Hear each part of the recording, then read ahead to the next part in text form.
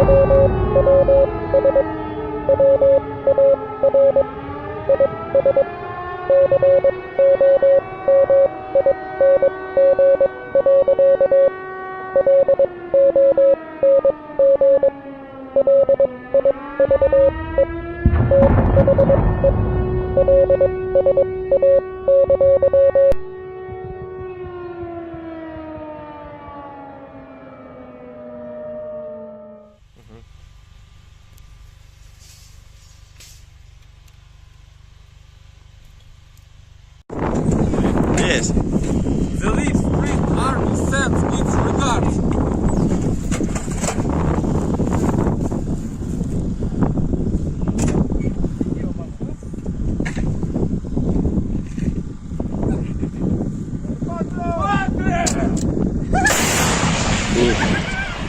Русский военный корабль. Предлагаю сложить оружие и сдаться. Русский военный корабль, иди нахуй.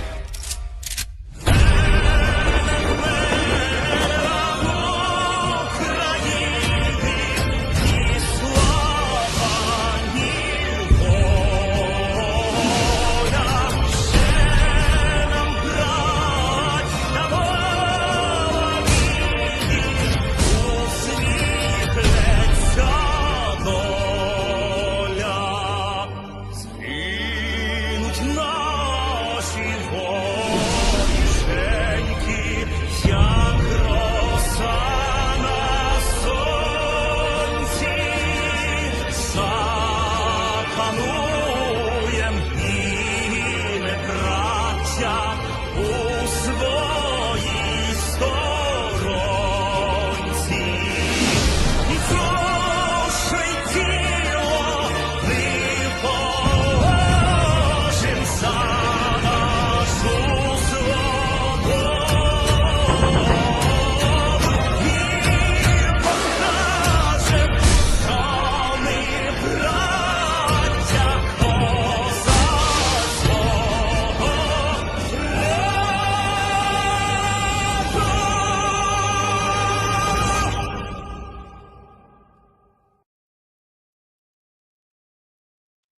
Hello, everyone. I'm the Enforcer, and I'm accompanied by Enforcer Matt.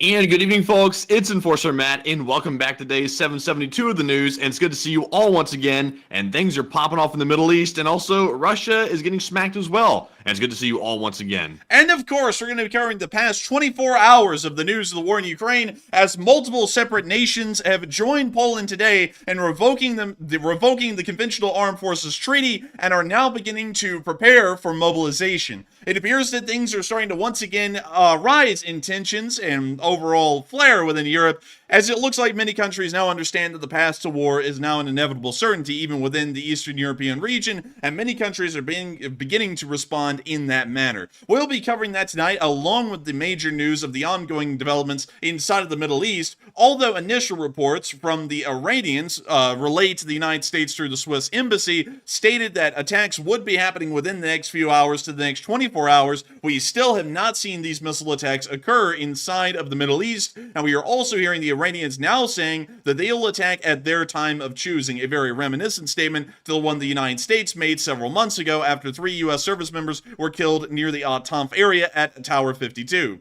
Beyond that, however, a lot has gone on today. We've also heard of the damages that were caused to the Russian Air Force overnight from the massive drone attacks that occurred yesterday, and we've also heard that a major dam inside the Russian Federation has ended up collapsing and leading to half of a city pretty much being put underwater overnight.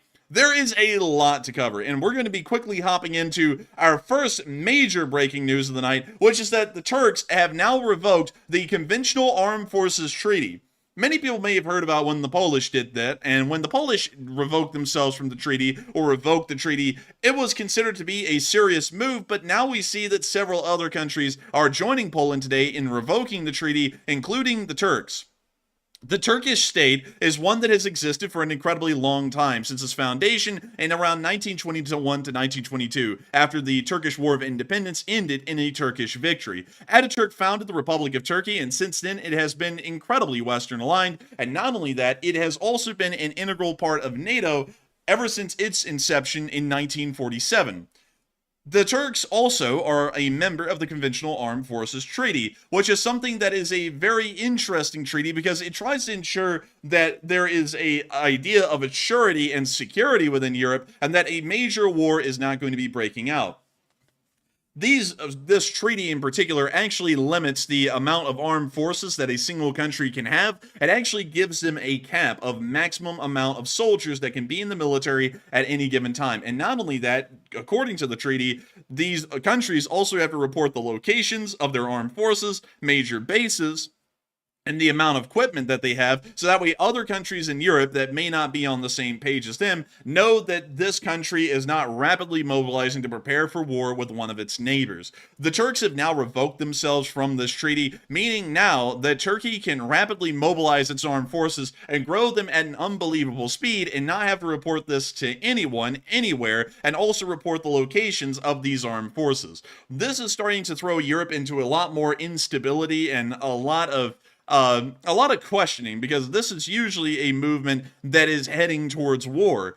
Not listing one's armed forces location is a major step in ensuring that an enemy nation like the Russian Federation can end up dealing crippling blows to your armed forces by a preemptive strike within the first hours of an outbreak of war. Not only that, but the overall size of the armed forces is also something very interesting as well. It's not that that would actually cause, for example, any kind of a compromise of security for a country, but it's actually incredibly easy to ascertain a number of soldiers that are active in any given military around the world. If you put the intelligence forces up to it and give them time, that is more so allowing the Turks to build up an armed force that they deem is necessary for what may be coming down the road. This is quite a serious move, and it also is the second major NATO country that we've seen to revoke the Conventional Armed Forces Treaty and start to move down a path of war. We have also heard that for the first time ever, a Russian-aligned country has also ended up revoking itself from the Conventional Armed Forces Treaty, once again showing that the path to war is clearly being set in stone at this point inside of Eastern Europe. the Belarusians have now announced that they are going to be moving through the Belarusian parliament, which pretty much means it's going to be rubber stamped, the suspension of the Conventional Armed Forces Treaty. This was reported by Nexta TV on Twitter today, and according to the Belarusian dictator Lukashenko, because now apparently he gets the feminine version of the name rather than the manly version, which is Lukashenko, he has agreed to submit to the lower house of parliament a bill to suspend the treaty on conventional armed forces in Europe. This means that if the Belarusians, and the Belarusians will inevitably suspend the treaty, they will be able to also, much like the Poles and the Turks, build up their armed forces as fast as they want, as much as they want, not have to report the locations of where their armed forces are, and also not have to report the kind of equipment that they have. This is not that concerning with the Belarusians, as the Belarusians have a very weak economy, and because of that, they have an incredibly low amount of military spending annually. However, it is still fairly interesting to see that the Belarusians are now going to suspend the treaty as well, because now we're seeing that this isn't a unilateral move by NATO countries that are concerned of Russian aggression over the past 2 years. This is a bilateral move on Europe's end because of their fear of rising Russian aggression within the region, and now on the Russian side as well, we're seeing that countries like Belarus are pretty much lock in step with Western Europe, as they now believe that because of Russia's aggressive actions, they will most likely be involved in a war with the rest of NATO and Europe as a whole. And so now they are going to start preparing their armed forces in an appropriate response. Really, I understand why Poland revoked the treaty, because they need to go ahead and get forces ready, because they take the war threat very seriously from Russia. So I understand that. The only thing I don't understand is why Turkey was suspended, because really, to me, it seems like Turkey's kind of always waffling between the Russian side of things and the Western side of things, or at least that's my take on it. So, that's kind of unexpected to me that they withdrew from it. The reason why the Turks suspended the Conventional Armed Forces Treaty is because they control the Bosphorus and Dardanelles, which are two incredibly major waterways. And if the Russians were wanting to secure themselves an upper hand advantage in a war, and it was possible for them to do so, they would most likely try and force open the Bosphorus and the Dardanelles through armed force. Not only that, but Turkey is the very southeastern end of the NATO alliance. It does not go any farther than Turkey into the Middle East. The Russians would most likely view this as a very serious thing to deal with the Turks, considering that they control a major waterway heading into the Black Sea, which is a major supply route for the Russians, even right now in the present day on the civilian side of things. And not only that, Turkey is also at a joint roads throughout the rest of the world into the Middle East, where they could supply themselves with vital amounts of oil and other kinds of resources if they are able to have access to it, and many other things. For that reason, the Turks are one of the most important strategically members of the NATO alliance as far as the landmass that they control. And for that reason, I believe that's why they suspended the Conventional Armed Forces Treaty, and they're once again wanting to build up. On top of that, we also have to remember that the Turks are trying to play into the Turkey does Turkey things kind of a sphere, where they build up their own mini sphere of influence that surrounds them, trying to gain friends inside the Middle East, inside of the Balkans, and also in the Black Sea area as a whole, so that way they can become a major trading partner and a major economic power that is on the very eastern side of the Mediterranean. Probably for those two reasons combined, they suspended themselves from the Conventional Armed Forces Treaty. But nevertheless, it is a very serious move, and not only that, Turkey has one of the largest standing militaries in the NATO alliance at this point. And let me make sure to type that in for y'all, the Turkish military, and give you all the armed forces size of Turkey. Turkey has an unbelievable 355,200 active personnel within its armed forces, meaning that it has an armed force larger than France, larger than Germany, and let me make sure to pull this up. I believe it's actually even larger than Poland. But let me make sure to double check that. Yeah, it's actually larger than Poland as well. So Turkey is a military powerhouse of the Eastern European area and also of the NATO alliance as a whole, and it looks like they're planning on becoming an even larger military powerhouse of the NATO alliance.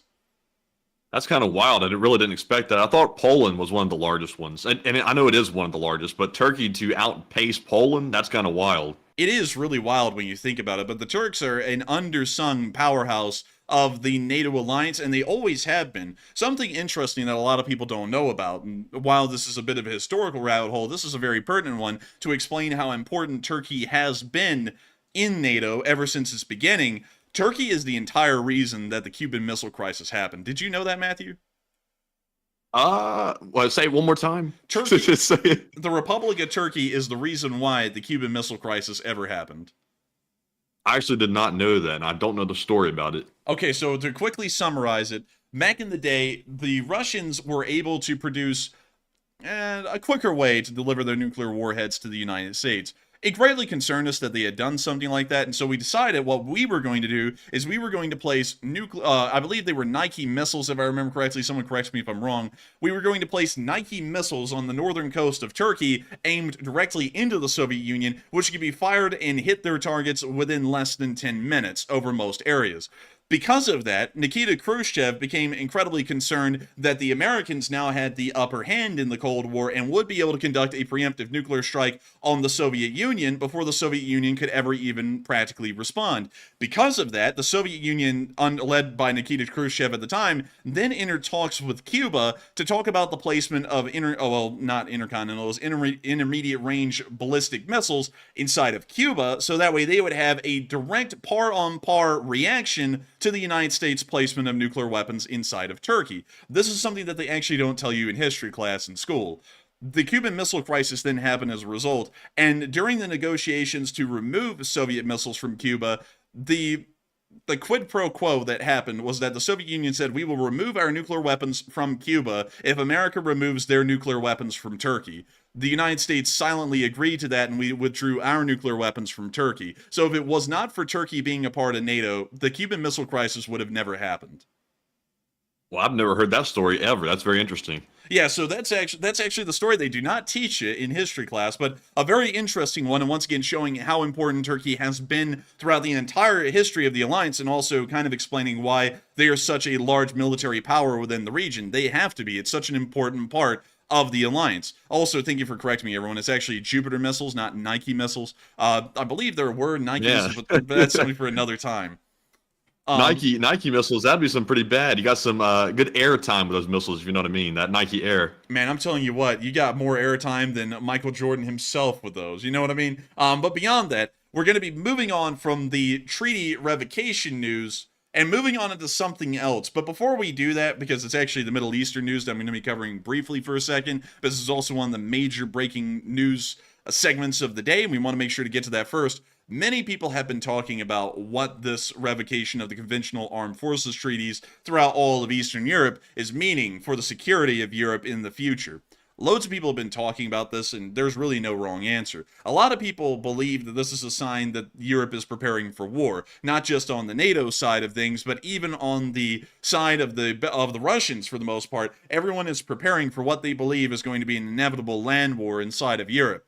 These movements are a very large indicator of that. However, some people believe that it's more so of a political move, more of a diplomatic move to try and raise the tensions in Europe, so that way hopefully they can be brought to the diplomatic negotiating table and concessions can be made by both sides and things can be righted that way.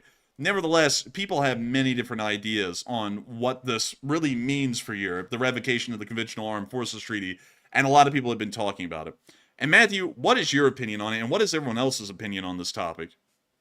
All right, so we asked the audience, we said, what are y'all's thoughts about Turkey, Poland, Moldova, and soon-to-be Belarus suspending the treaty on conventional armed forces in Europe? And it looks like 72% said it's a sign of war preparations pretty clearly, 13% said it's solely a political move, and 10% said it seems like a bit of a mixture between war preparations and also politics. So on this one, I got to say, like I said before, I know why Poland did it. I know why Moldova did it. Turkey, I'm a little bit iffy on that. I get why the enforcer says that's the case, but still, to me, it's a little bit iffy. And also, I know why Belarus is doing it. So to me, it seems like it's the early stages of war preparations because the treaty has been enforced for a while, and Russia hasn't honored it for a very long time. So they could have suspended that at any other point, but they chose to do it now when tensions are about to boil over with literally everyone around the world. And to me, it's just a sign of the times that we're in. It's very tense. Countries are ready to fight, and it seems like the fights are getting very close to boiling over into actual conflict pretty much everywhere at this point. But that's just me. But Enforcer, what say you? I would have to say I believe it is a sign of war preparation. It's not. Let me explain this though. While it is certainly moving down the path to war, this is one of the earliest steps that a lot of countries would take that lead them down a path of war. It doesn't mean that war is going to be happening within the next 2 months. It probably means realistically that a war would be expected to break out within the next 2 years. A move like this is one that allows a country to begin pre-mobilization, meaning that they're starting to build up their armed forces and the equipment that their armed forces have before the actual outbreak of war and a full mobilization occurs.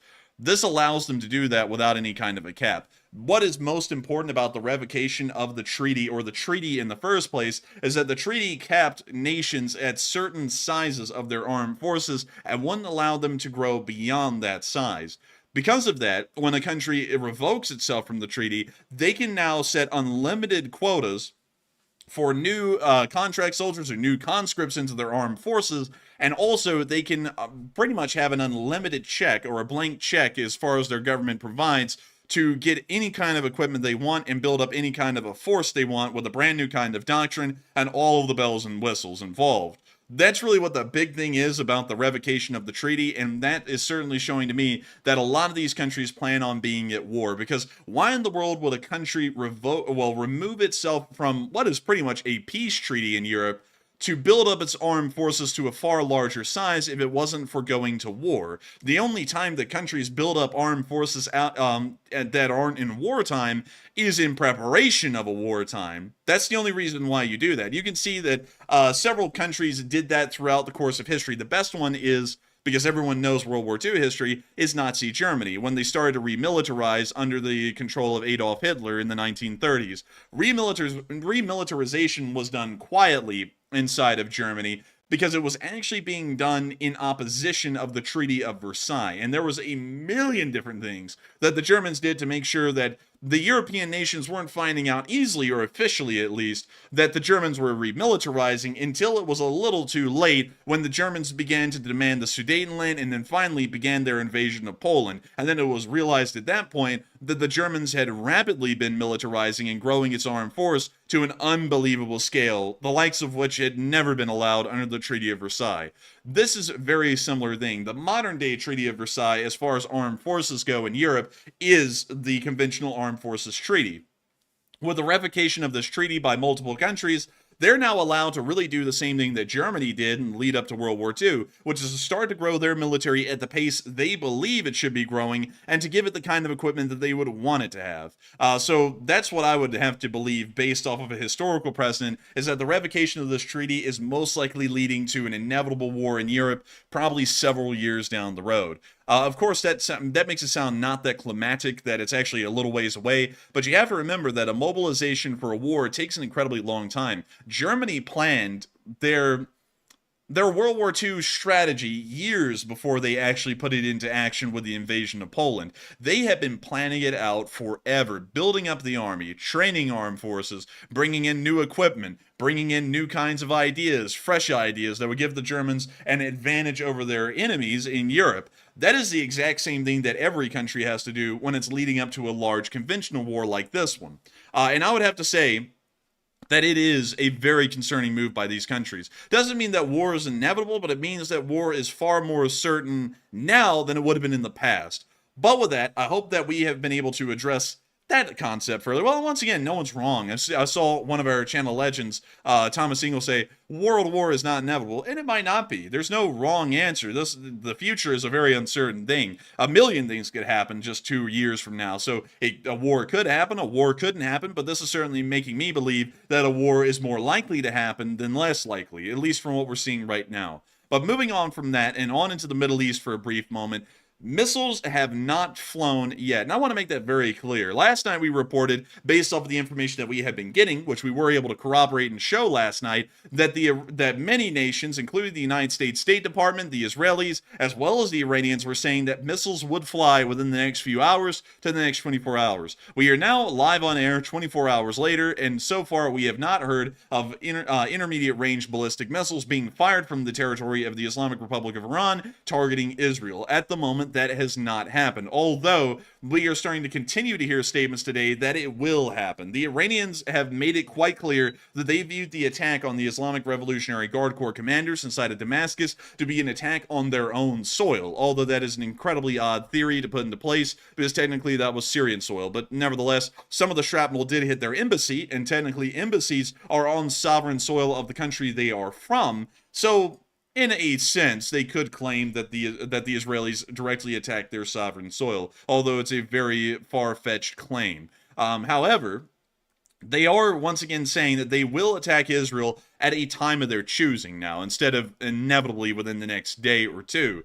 We're believing that this may mean that the missile attacks are going to happen over the weekend, or they may be trying to quietly chicken out and not actually conduct this attack. We're not exactly sure which one they would want to do, but it does seem as though the Israelis and the United States now are on a very high alert, and we've also heard that U.S. forces within the Middle East have been put on a heightened level of readiness, because at any moment an Iranian attack could come, and it may not just attack Israel, it may attack U.S. forces and assets that are also within the region as well. And oh my lord, Walter E. Lakota, thank you so much. And we will Thank you, Walter. We will get to that here in just a moment, but making sure to continue on with the news bulletins that we have inside the Middle East, we have been able to hear two accounted remarks of heavy Islamic Revolutionary Guard Corps movements within the western area of Damascus and near to the southern border of Lebanon, near Mount Hermon.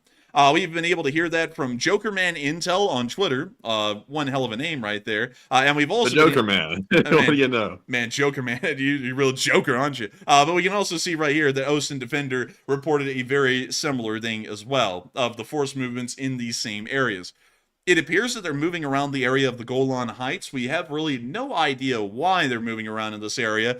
We don't know if they have any kind of drone forces that they're preparing to launch or anything along those lines, but it is a bit of a concerning turn of events. We've also been hearing about heightened activity within Hezbollah and Hamas as well, apparently. Yesterday, although we didn't report it on the channel, it was the first time in months that an actual rocket attack had occurred from the Gaza Strip onto Israel. One of the first times in months, as the Hamas forces inside of Gaza have largely been tied up either trying to run from the IDF, which now occupies most of the Strip, or fighting them directly inside of the Gaza Strip. So going off of the information that we did get just from yesterday, it does appear that there is a far greater amount of action being taken by pro-Iranian groups than there has been historically over the past few months. Moving on from that little bit of news and on into the Eastern Mediterranean, we've also heard, according to FITUX News, that the United States and senior U.S. officials have a very large concern that not only will Israeli targets be attacked, but American targets may be attacked as well. This is something that is wildly concerning, because if U.S. forces are attacked, it will probably mean that we will intervene in the conflict on the side of Israel, and this will become a direct war that the United States is involved in the form of a defensive. But I wonder, because, you know, Iran, through their proxies, have attacked our troops in the Middle East with those Shahed drones. They've done that over the past couple of months. So we kind of ignored that, let it sort of brush under the rug. And I wondered this time if we're actually going to do something about it, or will we turn a blind eye? Because I'm thinking that we still might try to turn a blind eye pretty much in any scenario outside of one of our people getting killed. I would have to say it kind of depends. You know, of course, I have to say this really quickly. I have to preface the comment the comment I'm about to make by saying that we do not discuss politics on this channel, and we do not also pick partisan sides or political sides on anything. But I have been paying attention to the U.S. Office of the President's responses to the ongoing situation inside the Middle East, and it does appear that from what I've been able to find or at least read online, it appears that the Office of the President of the United States has been giving warnings to Israel that this has gone far enough and they need to immediately come to a ceasefire with Hamas and largely accept any kind of a deal that they can get, and quickly. I haven't really been able to find a lot of reasoning behind why this decision or why these statements are being made by the Office of the President, but nevertheless, it is showing that apparently the United States is not necessarily wanting to tie itself into any kind of an ongoing issue in the Middle East at the moment, and maybe trying to possibly end the situation through a diplomatic channel, so that way it doesn't become something that we may have to deal with directly. Once again, I have to say, however, that I do not want anyone talking about politics. Some people may like that idea that is being said by the Office of the President. Some people may disagree with it. I'm not here to say that that is a good statement or a bad statement. I'm just telling you what I've heard today and telling you all what the official U.S. stance may be based off of what I've heard. So do not take that in a political way. Just take that in. That is what the Office of the President is saying at the moment from what I can find. But moving on from that, and I have to say this very clearly, we are not making any comment on that statement that appears to have been said by the office of the president today in any context in support or condemnation of it. That is not our position on this channel. We are here just to report the news to y'all, and I'm trying to give you a little bit of a bearing on where the United States may be standing at this moment on the Middle Eastern situation. So I would greatly appreciate if no one goes into politics in the live chat, because of course that is against the rules here on this channel. We do not talk politics. We do not pick sides in politics. So I just hope that explains the situation from what I'm hearing as best I can. But we have heard that at the exact same time, U.S. officials are believing that an attack by Iran is inevitable. They say that the two governments are working furiously to get in position ahead of what is to come. That is according to a direct quote that CNN has been able to get today from these senior U.S. officials. It does appear that the United States is of a very serious mindset that U.S. forces may be attacked in the region, which will really force the United States' hand, whether the United States government wants to pursue direct action in the Middle East or not. It most likely will force the Republic's hand if our forces are attacked inside the Middle East. It would be a fairly bad look, especially if it's a serious attack that ends up killing not just a few service members, but many service members, to not respond to that in a serious form. It would show that the United States may possibly be weak in the region and may not have the resolve to actually maintain its holdings in the area, and may shake up our allies' faith in the region that the United States will be there to protect them if things were to go awry. For example, Saudi Arabia, which is one of our largest and most powerful allies within the Middle East, they may be shaking that they may be alone against the Iranians if there was some kind of a larger conflict to occur. And it may also embolden the Iranians to be far more belligerent in the region and continue to act the way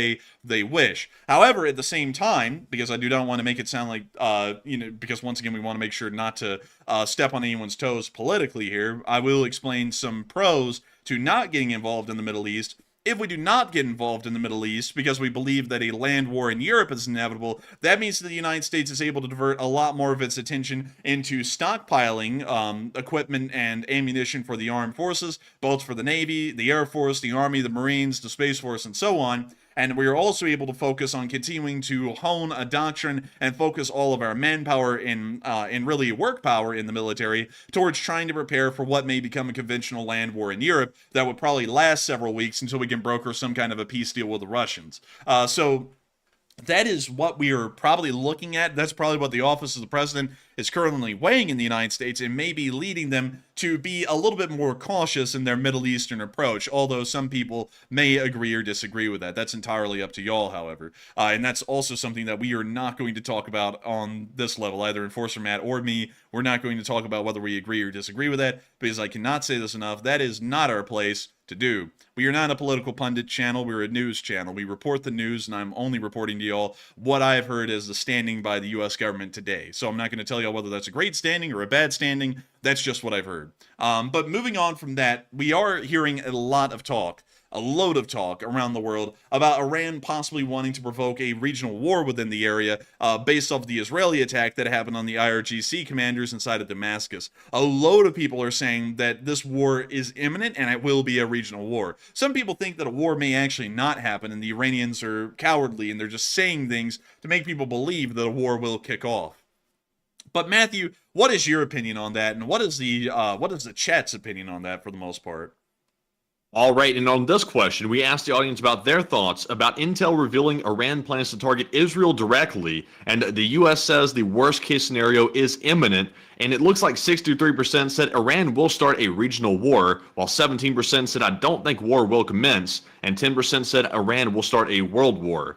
And on this one, I gotta say, the U.S. has already come out and said they're preparing for every possible contingency plan that could happen if Iran decides to attack Israel, because there's always a possibility that Iran could try to attack our troops in the Middle East as well, which would obviously drag us somewhat into it. I'm not sure to what degree it really would drag us into it, but in some way it would.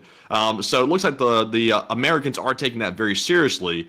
But when it comes to what it'll start, I don't think it'll start a world war. Of course, anything has the potential to evolve into a world war, but initially it will start off as a regional war between Iran and also Israel, and naturally it will draw others in, maybe even Iraq perhaps, because they will have some missiles and things flying through their territory while Israel and Iran are duking it out. So certainly a regional war, but it's a little bit too early to say a world war. But Enforcer, what say you? I would certainly say that this is probably not going to evolve into a world war. This is most likely going to be well contained as a regional war, probably with larger power players like the Chinese, the Russians, and America getting involved at least behind the curtains, but not in a direct blow-to-blow war that will be happening in the area. The war will probably be contained directly between the Israelis and the Iranians, and if there's any American involvement directly in the conflict, we'll probably see the Russians and the Chinese back off because they're not going to stand up and die for the Iranians. The Iranians are kind of a bad hill to die on, realistically.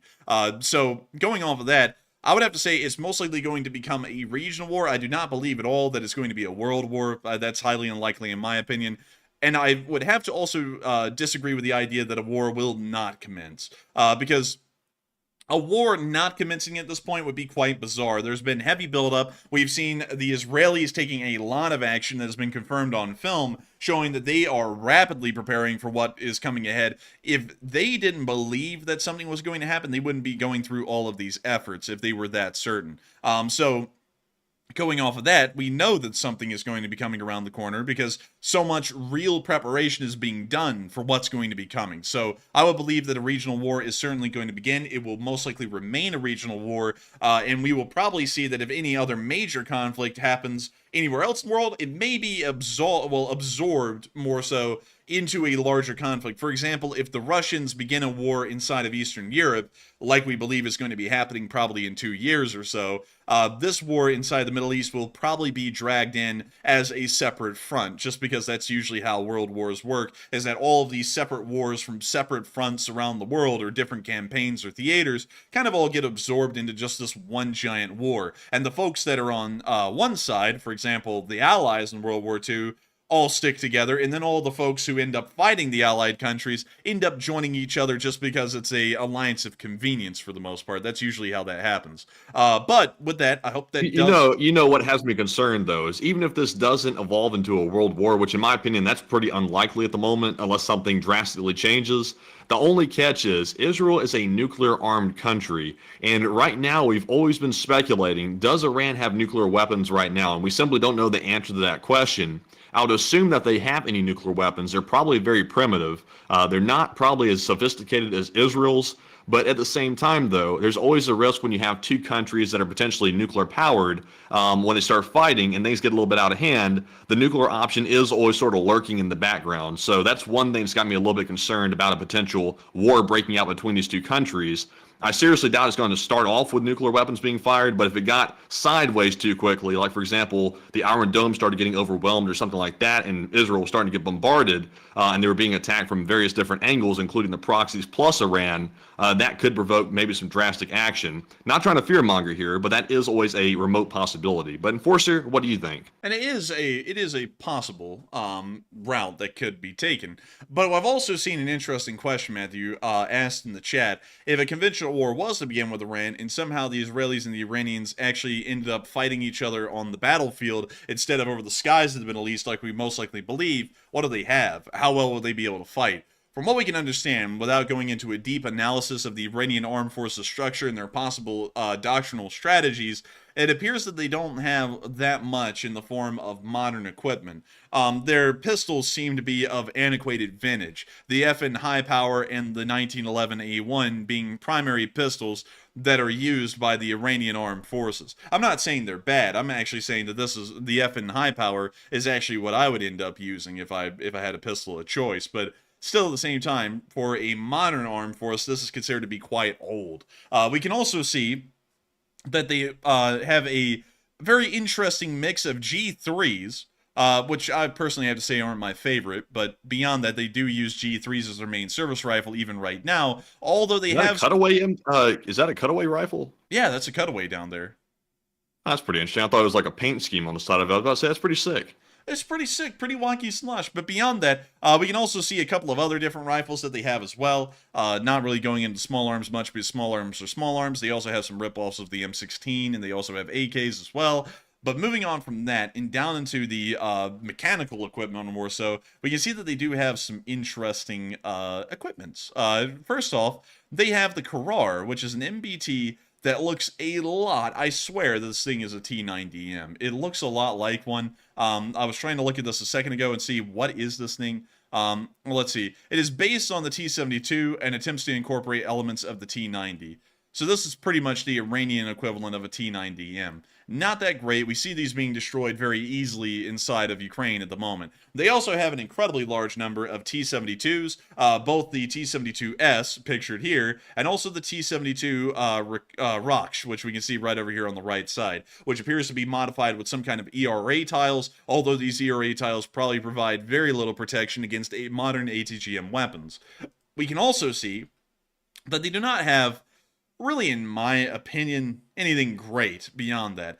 They have some T-55s. We've seen those inside of Ukraine, and those are considered to be the bottom of the barrel for the Russian Federation. They also have some Chieftains, because you have to remember that a lot of Iranian equipment are holdovers from when the nation of Persia existed, and also the Shah was in control, so these Chieftains have been in service for well over 50 to 60 years. And we can also see that they have some M60s as well, which are American main battle tanks that have practically ceased to exist. They don't really exist outside of collector circles here in the United States anymore. They also have a interesting mix of light armored vehicles. They have this thing called the Sayad, which I don't know what the hell this thing is really supposed to be, but it doesn't look that great. We can also see it's a party gift or something. It looks like a joke. This thing really is a joke. I don't even know what they were going for with this thing. It's like an MLRS APC looking deal. I have no idea. They call it a tracked vehicle. It doesn't even have an actual specification. But we can also see that they have. Why like real quick? Why does all the Iranian equipment, like with the paint scheme and stuff they've got on them, they always look like they're 3D printed, like fake junk? Like if you peeled away the surface of this vehicle, you feel like it'd be like plywood underneath it or something. It looks fake. You know, it probably is. It probably is fake in reality because it's so bad looking. I mean, I can't even describe Iranian equipment. Like the helicopters, the vehicles that they make domestically, it all looks like garbage. It really does. I'm not even saying that just because it's Iran, because we can be kind of biased with that. But it literally looks like raw garbage. I mean, at least some of the things that the Russians make, it looks like they gave a damn a little bit, like the T-90M, the AK-12. I mean, no one can really deny that it looks like they at least put in some effort into the equipment, although it still doesn't really meet up to modern spec. It at least looks like it kind of would, a little bit. This doesn't, however. It's just an ugly vehicle. And everything they have is like that, like the Barag, which is their modified version of a BMP. I mean, that little turret on the top really does look like it was 3D printed. There's no joke about that. It's a joke. But also, and look at that guy out there on the wall. He looks angry as hell. You know why? Because he's looking at this piece of junk tank right here, thinking, "Damn, that's all I've got. This is all I've got." Also, Matthew, have you noticed that at their military parades, they don't actually drive the armored vehicles; they load them up on truck beds and then drive them through on an 18-wheeler. Like, why do they do that? Yeah. That's what you do with like broken down vehicles. It's like it's not going to run, so let's just drive it through the center of town and let everybody salute the thing, salute the junkyard truck. There it goes. But also, the rest of their equipment is not that hot. I'll try and go through some of it and show out the more interesting ones. So they have, let me see here, the Ranger, which is an ATV with a minigun on top. I'm sure that's wildly effective. They also have Chinese a little bit, like Alibaba. They also have the M548, which is a tracked supply vehicle that the U.S. Army used to use. I don't think we use that anymore. Holy moly! Oh my God, a Mercedes-Benz L. Ew. Oh, but they got the Mercedes emblem crooked though. it's a Mercedes-Benz. Dude, that's like the Antichrist Mercedes because the logo's been flipped completely upside down. It's like, look at that. It's like, ah. But anyways, let's see here. What else do they have? They have some Krazes from Ukraine, actually, funnily enough. These are both from Ukraine. Very interesting. There's a Kraz right there. This one's actually a UN-painted Iranian war vehicle. I like how it has UN on the side. They're already violating the rules of war. Very nice. We can also see Can Iran like up their Photoshop skills a little bit? Every single poster they've got looks like that in the background, like in this, like all those back there, plus the one we just looked at with the Ayatollah on the poster. These things are like horrible, man. Like, do they not have any better Photoshop editors than these? Sadly not, Matthew. For that, you would have to go to the North Koreans, and they're not really on that great terms with them. Beyond that, however, their equipment is ancient in every regard. This is their 330 millimeter rocket launch system right here. Tell me that doesn't look like a joke. And it's just so pitiful. It's really hard to even talk about this seriously. I can, actually. I'm going to have to stop because it actually makes me sad to see how much of a joke the Iranian military is. Because with the Russians, at least they have the Soviet vintage equipment, which was serious at the time. I mean, it was a fairly decent stuff for the 50s, 60s, and 70s, and even on into the early 80s. But nowadays, it is just old, antiquated equipment. But with the Iranians, they are trying to make stuff brand new that wouldn't have even stood up in the 1960s. It's just that bad. Like this thing, this anti-ship missile launcher, is literally built out of a container, and then they mounted the missile on top of it. It looks like something that might like be like a tourist attraction at SeaWorld on the weekend and a military vehicle on the weekdays. Dude, this thing right here, they run a fish and chip shop out of this thing in the middle of the day. The way this thing's looking, this thing is hideous and stupid. I mean, everything they have, it's so bad I can't even really take it seriously enough to talk to y'all about it. Because like with, for example, the Chinese, they have somewhat serious equipment. It's still not on an American level or a Western level, but it's serious enough. And then with the Russians, it's serious enough, still not on a Western level. But then the Iranians are literally a raw joke. There's just nothing I can really take with this and run with it and tell y'all more about it. It would be a terrible analysis, as I'd be telling y'all this piece of garbage does this, and it hardly does it at that. But anyways, is that a freaking Nebelwerfer? It is, pretty much. It's okay. Hang on, let me go pull this up. Here we go, the Nebelwerfer. So just to put this into perspective for y'all, the Nebelwerfer is an ancient system that the Germans made in World War II to fire large rockets across the battlefield over short distances. This is what the Nebelwerfer is, either this system here on the right side or the one on the left for larger caliber rockets. This is what the Iranians call modern military equipment. This is what we call World War II equipment from 70 to 80 years ago. There isn't really a difference in between them. It looks like something they could have used during the medieval era, perhaps like the Siege of Castle or something, sort of along those lines. Man, you know, that actually looks like a Hwacha, I believe it is, the Hwacha rocket launcher. We got a mod in here called the Hwacha. Hang on, let me go. Oh my god, I knew it. I got it, Matthew. Right on the money. Give me some money, Matthew. How much money do you have? Give me. Is this a robbery? Yeah, it's a robbery. But here it is, Matthew. It's literally from the medieval era. It's a South Korean Hwacha.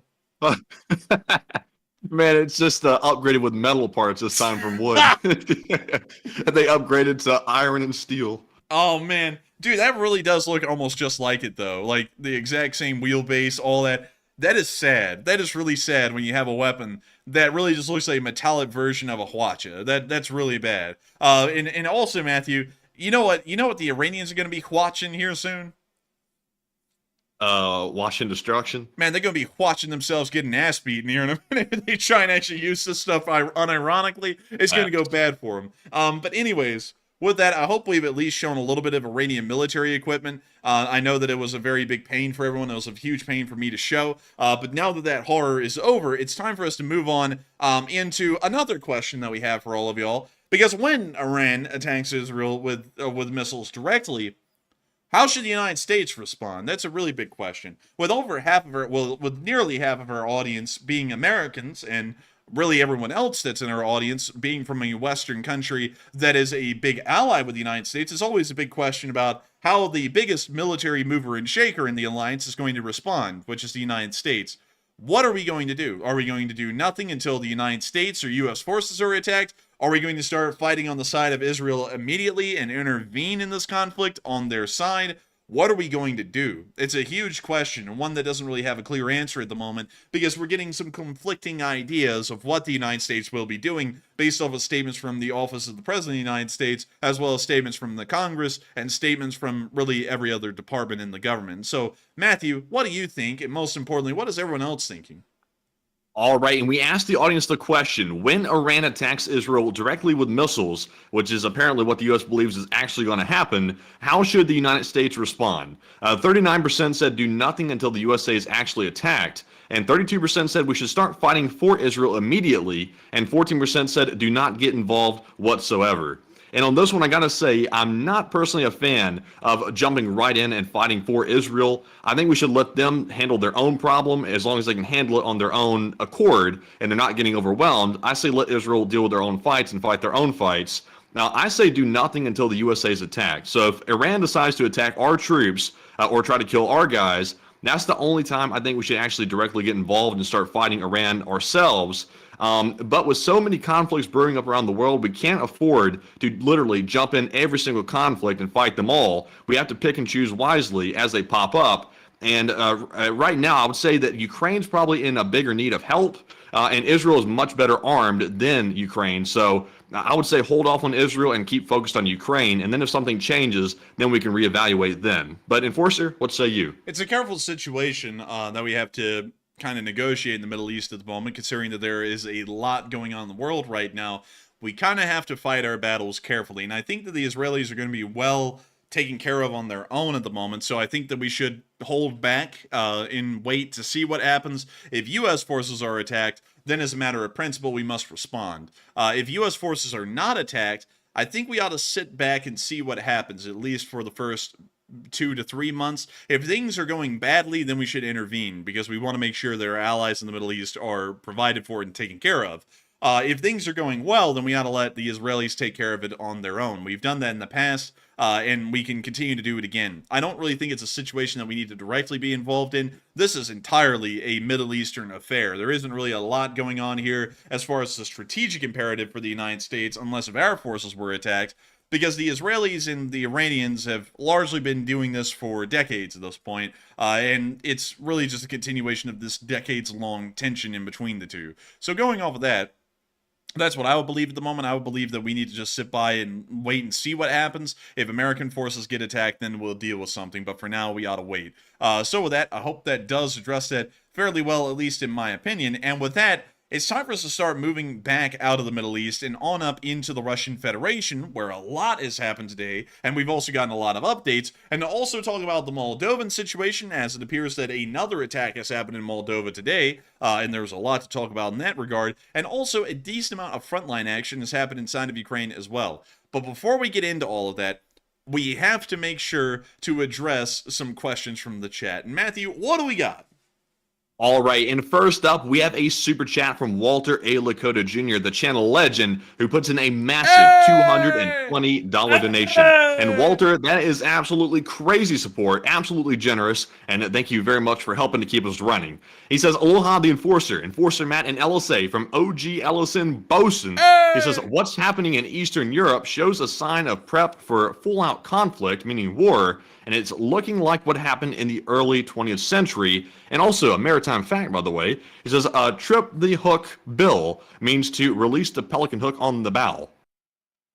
Interesting. I thank you for sharing that, Walter E. Lakota. That's a very interesting fact. I've actually never heard that that phrase, trip the hook. Have you, Matthew? I've never heard that, actually. Like, I'm not around boats and ships too often, so I probably wouldn't hear that, but I've never heard that even on, like, YouTube, which is the only other place I'd get my maritime news from. I haven't heard that anywhere. That's actually interesting, though, to hear that it comes from the world of the maritime stuff. The naval stuff is what I was about to say, but I was like, naval isn't really that good. Maritime's more so. But still, thank you for sharing that maritime fact. And also, I would have to say that I largely agree with you, Walter E. Lakota, that it does look like there is a brewing in the region for an all-out war that's going to be happening at some point in the future, probably within the next few years. A lot of countries have lost faith in the security that Europe has had for decades at this point. Even during the middle of the Cold War, there seemed to have been more security in Europe's peace then than there is now. And there is a lot to be said for the lack of faith that a lot of countries are having now, even compared to the Cold War. Things were a lot smoother back then. And things have especially been incredibly smooth from the collapse of the Soviet Union in 1991 onwards. There wasn't really a lot of a threat of war coming to Europe again, and it looked like things were in the clear. But things are certainly not in the clear anymore. With the revocation of the Conventional Armed Forces Treaty by multiple countries, and not only that, a lot of nations also preparing to massively ramp up their military spending. It's showing that a lot of countries are already on the path to mobilization and getting ready for that all-out war that's going to be happening here in the near future. It does look a lot like what happened in the early 20th century twice, both leading up to World War I and World War II, because both times we saw that there were some decent military buildups right before both wars. It always happens because a lot of people always think that wars just happen spontaneously, and wars have really no build-up or lead-up to them at all. They just happen. Like, for example, the invasion of Afghanistan and the intervention in Iraq. A lot of people act like there wasn't really a lot of build-up to that, but if you paid attention carefully, you would notice that there were many years of build-up leading up to the invasion of Iraq and Afghanistan. There were many years leading up to the invasion of Afghanistan by the Soviet Union, and there were loads of years involved in the lead-up to World War I, and many years involved in the lead-up to World War II, where a lot of people were directly saying, war is coming, and for quite a while. A lot of people say that, though, all the time, and it's really hard to drown out the people who are serious about war is actually coming versus the people who are always screaming that war is coming, because I'm sure that many of y'all have heard this. Oh, there's a letter that a boy wrote in the year 2030 in the future, and Chinese tanks were rolling down the streets at Detroit. I'm sure many of y'all have heard some stupid crap like that, because there are people out there like that all the time who are just trying to fearmonger, but the reality is that usually wars rarely are ever going to happen. But right now, we're tracking multiple different wars that could be happening within the next few years. For example, a lot of people are noticing that there are rising tensions in between the Chinese and the Taiwanese. And it has happened many times throughout history over the many decades that have come since the end of the Chinese Civil War. There's always ebbs and flows where it looks like a war is going to begin in between the two. This is one of those times again. And it's a little tough to say whether a war would really begin in between China, China and Taiwan, but it's a lot more likely now than it would be otherwise. We're also seeing that inside of places like Eastern Europe, there is certainly a larger buildup of armed forces in this area than we've seen in the past, and there's certainly a large amount of a lack of faith within these areas that we haven't seen elsewhere. And so, going off of that, it does look like there is a heavy path to war, a lot like we would have been seeing leading up to World War I and World War II, that rarely ever happens in other times. And we're seeing that a lot of countries are also starting to dedicate a lot of spending, resources, and time into rebuilding their armed forces, which you do not do unless if you have a serious concern that a war is inevitable and a war is on the horizon. So it's best to prepare instead of being called unprepared. With that, I hope that does address that incredibly well, Walter E. Lakota, and thank you so much for the unbelievable support. That is a massive donation, a massive super chat to the channel that is helping it to keep running, and I gotta say thank you, Walter E. Lakota, for always being a old guard of this channel, for being the OG Ellison Bosun, and helping this channel to keep running. It's crazy to see that folks like you enjoy this channel so much that you help to make it possible like that, and we are eternally grateful to folks like you. There is no way that this channel is able to run or support itself unless if folks support the channel through super chats. And no one has to do that if they don't want to. It's entirely up to y'all if y'all want to support the channel and by how much. And I gotta thank you so much, Walter E. Lakota, for deciding that the channel is worthwhile to support and supporting it that massively. That is absolutely unbelievable. And I gotta thank you so much once again for really loving this channel and wanting to see it keep on running. And so with that, thank you so much once again. I hope that does address that well. And with that, we are on to the next one.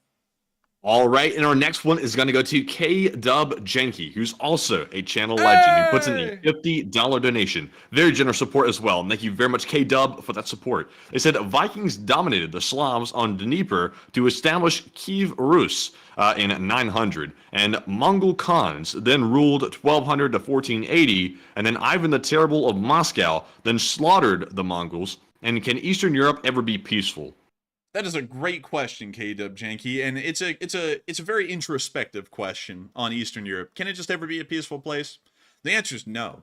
But that's actually the answer for really every corner of the world, because here's something that is always I find crazy. So a lot of people always think that Western Europe was a peaceful place throughout most of history. It was one of the most war-faring places in the world. Most of the battles that have ever been recorded in world history happened in Western Europe, on French, German, and British soil, and also on Spanish soil, Italian soil, Swiss soil, Austrian soil, and so on. Western Europe is actually the Blood Bowl, the Thunderdome of the world when you look at recorded battles. Let me go see if I can get a map of all recorded battles in history. And let me see if I can get that. Here we go. So, all right. So we got the map. Here's the map. Here's the map of all recorded battles in the history of forever, since recorded history has ever happened. And you can see that most of them happened within Western Europe. There are very few that happen outside of Western Europe. Even what's even crazier is that that East Asia, China, the Koreas, and Japan have actually had recorded history for about as long as Western Europe has had recorded history, and still they get nowhere close to having the amount of wars that happen within Western Europe.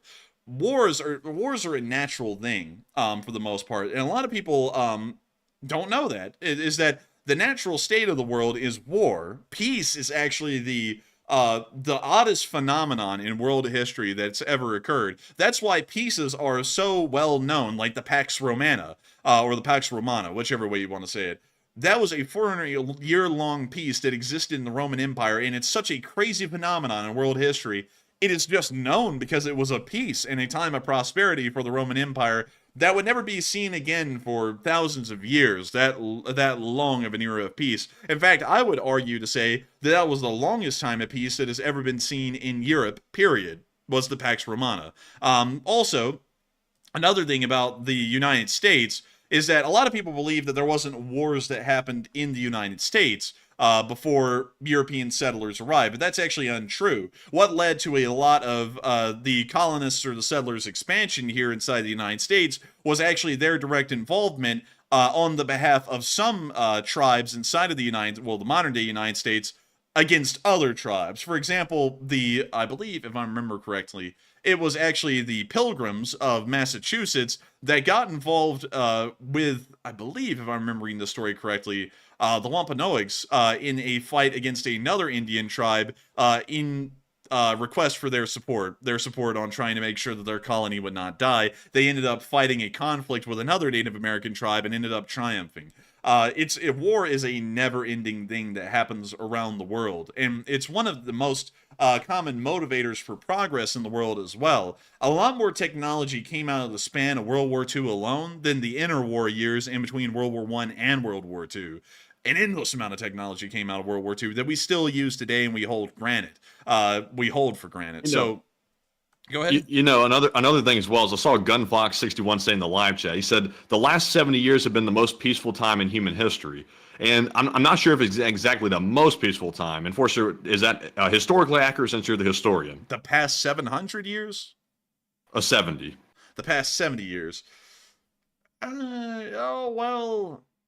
Yeah, I would say, yeah, like beyond the Pax Romana, this is probably one of the most peaceful times in history.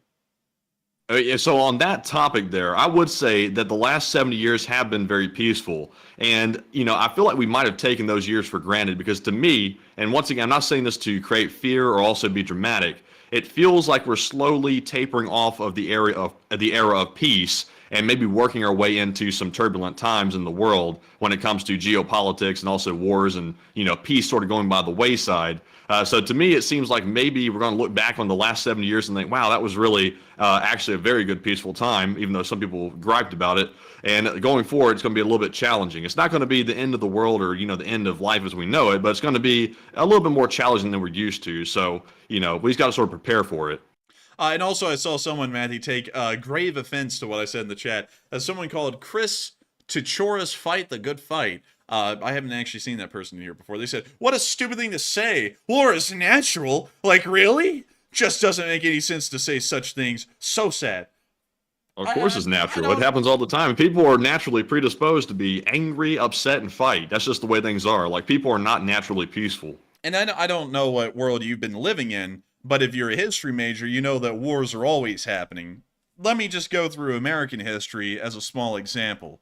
let's see, all of the Native American wars that we were involved in up into about the 1690s. Then in 1690, we got involved in King Philip's War in New England. Then after King Philip's War, there was the War of Jenkins' Ear and a couple of other conflicts that occurred in the southern part of the United States near to the Georgia colony, as the British and the Spanish ended up kind of fighting each other in a fake war that really didn't exist.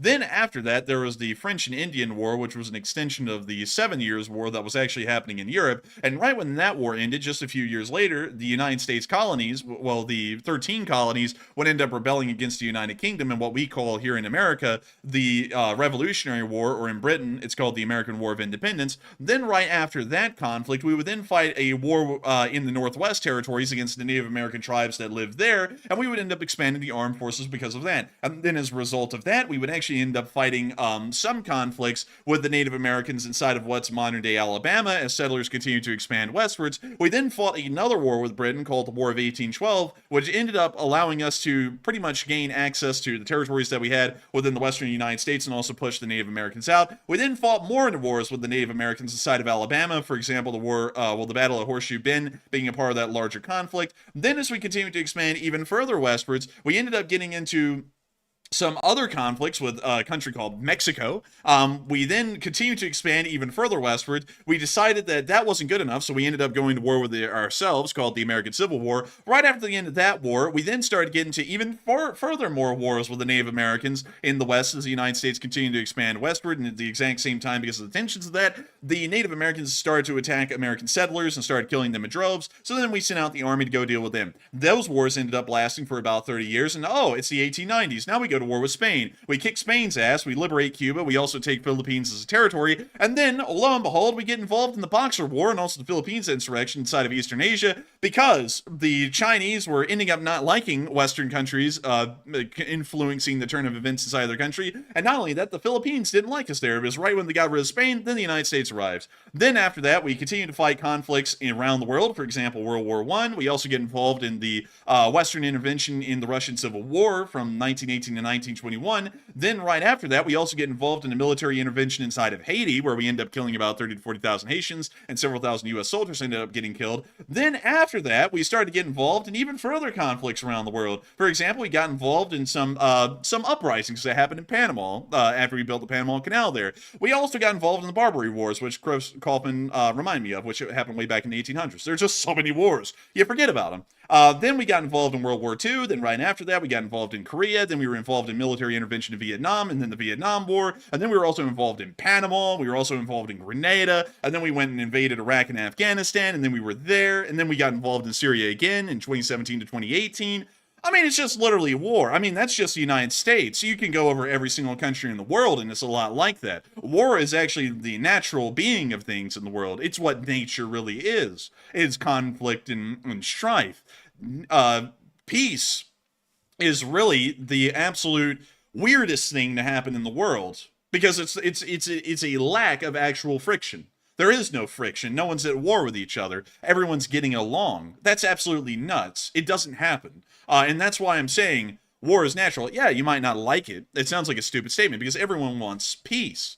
But the reality is that peace is perfection. It's something that can rarely ever be attained, and if it is, it's not for long. And so with that, I hope that does address that statement fairly well. I hope that also gives you a little bit of historical context, at least as quick as I could spit it out, about how many wars the United States has been involved in alone over its history. There's very rarely been a time where we have not been at war, and we're a country that loves peace naturally, and usually we tend to be isolationist in an attempt to try and stay out of wars, and yet nevertheless we're almost always in a war. So with that, I hope that addressed that the literal best I can. I feel like I absolutely gave myself a hemorrhage right there, trying to remember the entire history of all of the U.S.'s wars over 200-something years. But if you go to Britain's history, then it's like that for over 900 years, or really over 1,000 years. But beyond that, I do have to thank you so much once again for the support, KWJenky. But much like I was saying there about the U.S. History of war, there's just never a time where Eastern Europe is probably ever going to be really peaceful. There may come a time when Europe is actually a place of peace. And I believe that's probably still 100 to 200 years in the future at this point. It will be long dead before a peace actually exists over the entirety of Earth. But beyond that, Eastern Europe will probably continue to go through more and more conflicts, but hopefully they'll be coming to an end fairly soon. And so with that, thank you so much once again for the support. And I do have to say that Eastern Europe has been a blood bowl as well. You can see on this map here, a lot of battles have happened in Eastern Europe, an incredibly large amount of them. But still. Looks like Australia is a pretty good place to live. There's only been one little skirmish over there where the Quokkas live. Yeah, right where they live. Right exactly on top of where they live. Dude, you know that must have been a bad day to be a clocka, man. Being down there getting clocked by the Australian army. A clocka? Yeah, the cloaca. You call it a scrapper. That's like a good fighter, like a clocka. But also, it's crazy to look at this map, man. Because you know what this also looks like, Matthew? It looks like a population density map at night, like the Earth at night. It looks very similar to that. Yeah, it kind of does, actually. You know, so it's just weird to look at this map and like see the concentration of wars and stuff and how like heavily Europe has been fought, but all the other continents, which are massive with a ton of people on them, haven't had big fights. It's kind of weird. Well, usually, like with the North America and South America, it probably would be a lot more cluttered if there was recorded history. Because there was recorded history in the Americas before European colonists arrived. The problem is that they didn't have a system, a uniform writing form for their languages, and so none of it ended up being written down. So when the storytellers would die, the history died with them. So we don't really know a lot about the history of wars inside of the Americas, but there's plenty of archaeological evidence to show that all the way up even into the Mississippian period, which is almost right before American settlers arrived here in North America, there was endless war, boundless war. There are plenty of skulls found with arrows inside of their heads, tons of crap like that. I mean, it was endless conflict in the Americas, just like it was around the rest of the world. It's just that history wasn't recorded well in these areas for that to be reflected properly. Europe and East Asia, in the Koreas, China, Japan, and also Western Europe, are really the only areas where we get a perfect account of how many battles occur over a single area, because both of those areas did have recorded, a form of recorded history for thousands of years. Europe has had recorded history since about 300 BC, so every single battle that ever happened was recorded in Europe past 300 BC. Every battle that also happened inside of East Asia was also well recorded, I believe even before 300 BC, somewhere around 800 to 900 BC, history had been recorded in East Asia. So you get a really good account of how many battles happened there, but you don't really get a good account of how many battles happened in other places because there wasn't really any great form of recorded history in those regions. That's very interesting. And also, I see some people saying that the little dot there in Australia had something to do with the emu wars. The emo war. Oh man, I cut myself to man. Oh dear Lord, no, the emu wars. Oh, the emo wars. What were they fighting? The gods? Like what was going on there? Oh dear Lord. But anyways, I hope I addressed that fairly well, KW Janky, and thank you so much once again for support and helping this channel to keep on running. And with that, we are on to the final question of this segment, and then we're getting back into the news. And the last one here is going to go to Susan Janowski, who puts in a $50 donation as well, and did not leave a comment. But thank you very much, Susan, for that support. We appreciate that very much. And I'm getting flamed for my misspeak there in the live chat. I will pay for that dearly. But thank you very much, Susan, for helping us keep running and supporting the channel. And Enforcer, what say you? And I got to thank you so much for the support and helping this channel to keep on running. Because it is folks like you who helped to make this thing possible, Susan Janowski. You didn't throw in a comment. It says that this is your first Super Chat ever, which I'm not going to lie, Susan, I'm kind of doubting that because I feel like you have thrown in a Super Chat before. But nevertheless, thank you so much once again. While you didn't throw in a comment, the support means a lot, and it does help us to keep this channel running. If it wasn't for folks like you, we wouldn't be able to make this channel possible, and I greatly appreciate you, and thank you so much once again for being an old guard of the channel, and not only that, helping it to keep on running. And so with that, thank you so much once again, and we are now moving back into the news, and we're now moving into the Russian Federation, near to the area of Krasnodar, where we got to see that a monument has been erected to Yevgeny Prigozhin and Dmitry Ukhin. Oh, a nutsack. Get it off the screen, man. Yuck. Get it off the screen. It's a nutsack. Oh, yuck. Yuck. But there's statues. What is Wagner doing with a chapel? Like I said this in the short war video today. Why do they have a chapel? It's like they could literally have any other building. It would make sense except for a chapel. Nothing about these people needs a chapel. I gotta say, it's a good question. And also, why did they give Dmitry Ukin a gat? Like they're like gunning down the battlefield right now, like Doomslayer. I don't know why they did that. But nevertheless, it's a weird monument. It's incredibly weird, you know. And on top of that, they ended up dying as enemies of the state, you know, which is another weird thing about making a monument to him. I don't even know if this is approved by the Russian government, but nevertheless, it is here, and it looks like there is a little bit of Prigozhin worship going on inside of Russia still. The nutsack returns in some form or another. But moving on from that and out of that area, it's time for us to move on up to the area of Morozovsk. We got to get an additional footage, additional film of the airbase being attacked in this clip right here. Oh! Беги, блядь, ты стоишь!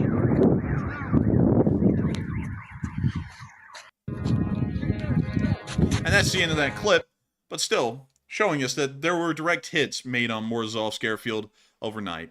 Moving on from that, we also got to hear from the Ukrainian forces that 6 aircraft were destroyed, according to their reports. Really quickly, to try and get those aircraft here for y'all, according to what they said, 4 Su-34s and 2 Su-24s, or I believe it was Tu-22s, ended up being destroyed overnight.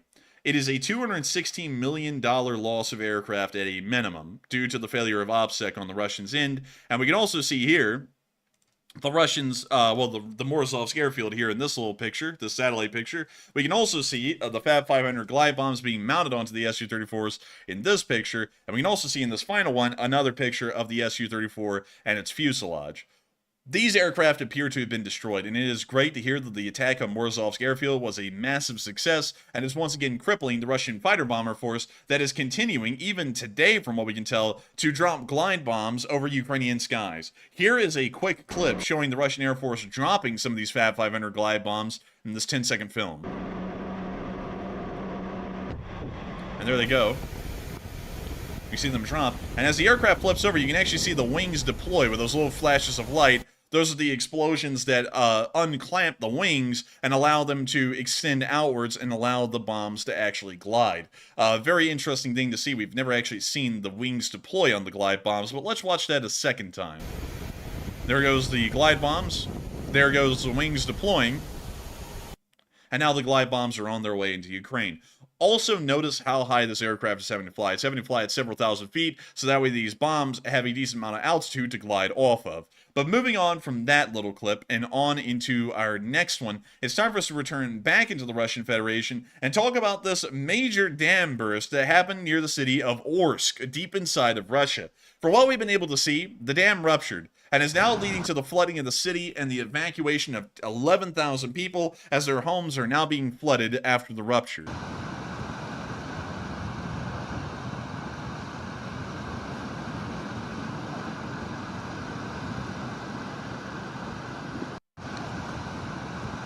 Moving on into our second clip, here's the other one here, showing the flood waters moving on in.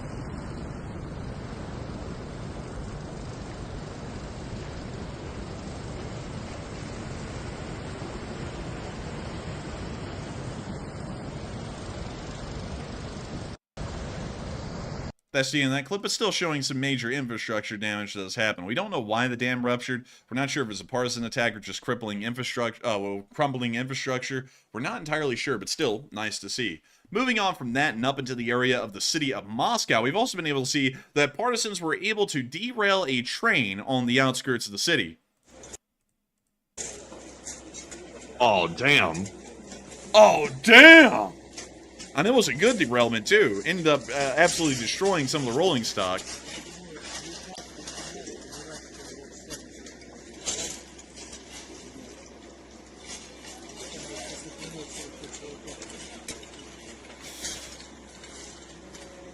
Yes, your normal Russian repair crew. 5 guys doing some work and about 120 guys out there just standing around collecting paychecks. Gotta have a lot of respect for the grift. But beyond that, also Grifters. freaking grifter. Yeah, I was about to say the real one, Matthew, that we say off air, but the freaking grifter. Oh my god, they're grifting. But look at this, Matthew. Look at this. Look at these railroad ties that were absolutely split. I believe that's most likely where the split in the tracks happened that led to the derailment. But still, really nice to see that they were able to derail a train. And once again, Chris's mother is displeased. But moving on from that and out of the Moscow area, it's time for us to move on into Ukraine itself and talk about some of the major events that have happened here today. We got to hear that some Ukrainian MiG-29s were flying just south of Kyiv, and it was a beautiful picture. Look at that. Oh, that's very nice. I like that little. They have a RAM mount on the dashboard right there that holds your phone in place. This is what you usually like use for a motorcycle or something. Yeah, you got to, Matthew, because a Pretty cool. MiG-29 is very similar to a motorcycle after all. I mean, it is. Yeah, it's got a clutch. It's got the throttle. It's got everything. It's got everything, man. It's got everything. But moving on from that and on to our next clip, we also got to see that within the area of Brovary, the air defense report came out. 13 Shahed drones were shot down overnight, which is, of course, incredible to hear. Moving on from that and out of the area of Brovary, it's now time for us to get on into our location unknowns. Starting off with our first clip showing that some electronic warfare vehicles, electronic warfare tanks, are now leading the convoys. That giant pack of crap on top of the turret's cope cage is actually a massive electronic warfare system that the Russians hoped would save the column. It ended up not saving the column, and this tank also got knocked out with the rest of them, but it is showing that the Russians are attempting to improvise, adapt, and overcome on the front lines of Ukraine, and try and stop the Ukrainian drones from destroying a large amount of their armor before they even make it into combat. Moving on from that and into our next clip, we also got to see a Russian close call with a drone.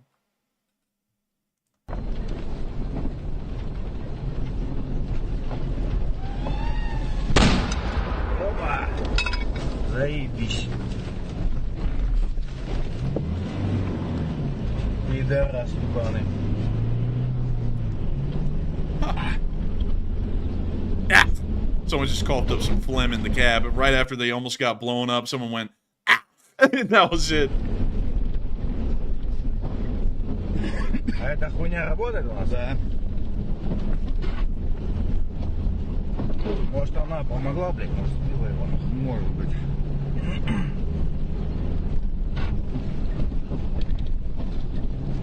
Пиздец, Мавик And we висит. see right there a Buhanka that apparently didn't get the same kind of fortune as this truck just did that almost got hit by the drone.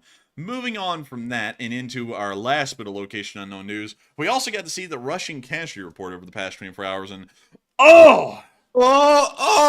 So juicy. 4 Bobcats today. I love to see it. But to be honest with y'all, the losses in the other categories in the left column are too high. They're just too high. Ukraine can't keep this up, I'm telling you. Russia can't either. It's both sides, so just can't keep this up. I mean, it's absolute juice, Matthew. Straight up juice. 4 Bobcat skid steers destroyed, 860 Russian soldiers killed or wounded over the past 24 hours, 73 armored personnel carriers destroyed, 61 supply trucks, 15 main battle tanks, 50 artillery pieces. I hope that we don't get something from Miss Disa in the live chat saying that one of these is a typo. 30 drones, 3 MLRSs, and 1 anti-aircraft warfare system. Overall, it was a really impressive day. And it's great to see that the Ukrainians were able to inflict such high losses onto the Russians. And let's go see the clips where they inflicted these high losses. Starting off in the area near Kremenna, where we got to see that another Russian assault on Turney was repelled by the 95th Air Assault Brigade, the 60th Mechanized Brigade, and the 12th Azov Special Forces Unit. Here's the clip. And we can see right here that they are continuing to eyeball and target this advancing Russian column. It's like a group of lemmings marching to their death. But you see one of the vehicles near to the rear almost getting hit by a shell. We can now see the Russian infantry are possibly dismounting the APCs as the column has come to a stop. Now one of the tanks is backing up and running over the other APC that's right behind it. They're now moving forward again, and the first tank just ran over a mine and has been disabled. The second tank appears it's about to get hit by a Stugna, which it did just get hit by a Stugna.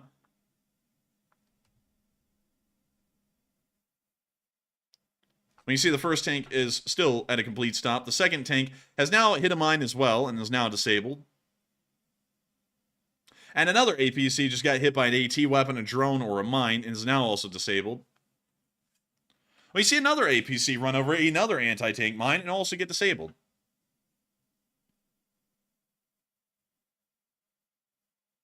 We now see this this APC, well, this main battle tank actually trucking forward without the rest of the column following it. So now this drone is going to take out this brave tanker that decided to push forward.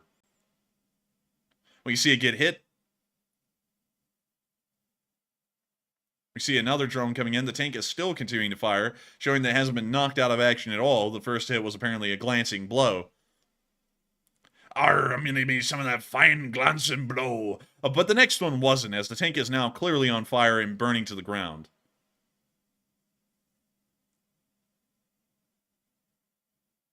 You now see the next drone hitting the next tank that was abandoned on the road.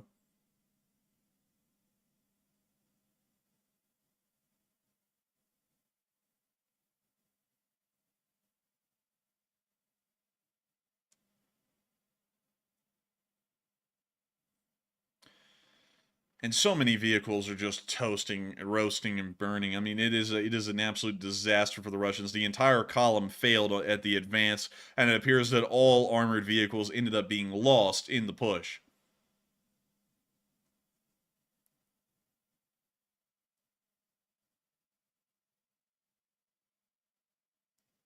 Oh, we see this Russian here also, unfortunately, getting whacked at the end of the video, and that's the end of the clip. But overall, very nice to see that the assault on Turney was repelled again. Moving on down to the Bakhmut area, we also got to see that the Ukrainians were dropping some bombs on the Russians, thanks to the 92nd Brigade.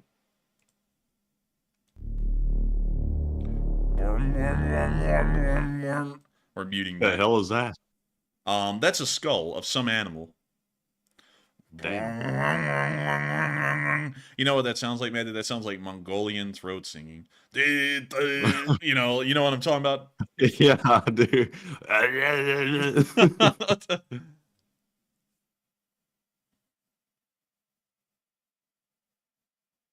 Well, you see the drones going around and trying to pick the choicest of targets.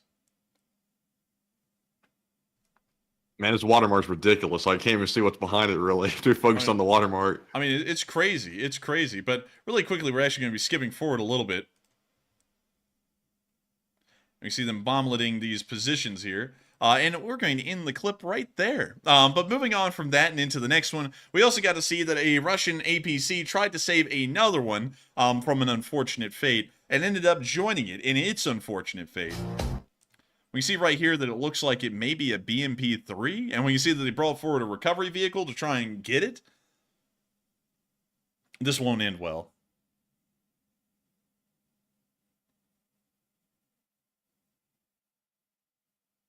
Woof.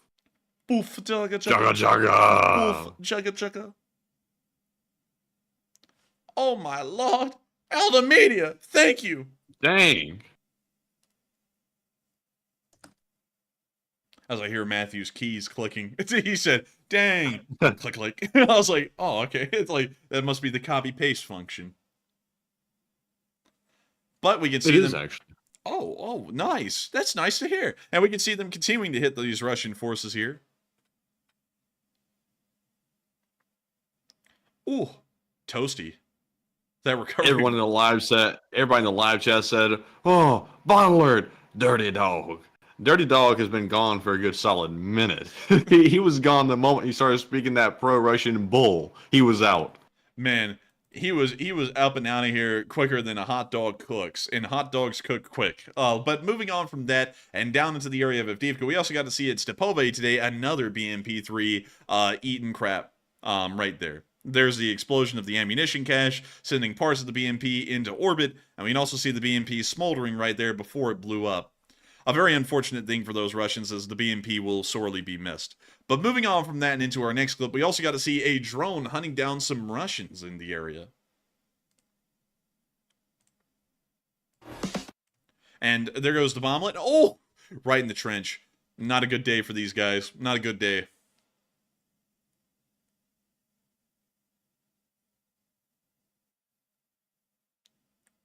See them dropping another bomblet directly on top of them. Oh my lord.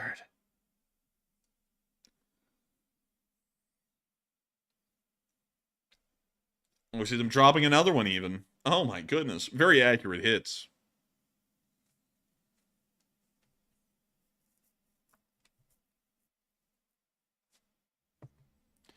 Ooh, just hitting dead on.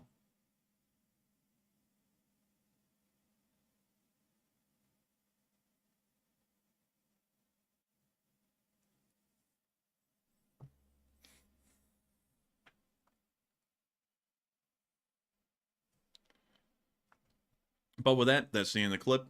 But very nice to see that they were able to once again make sure that Russian forces were held at bay in the area. Moving on from that and into our next clip, we also got to see them hitting even more Russian forces in the next clip, near to the area.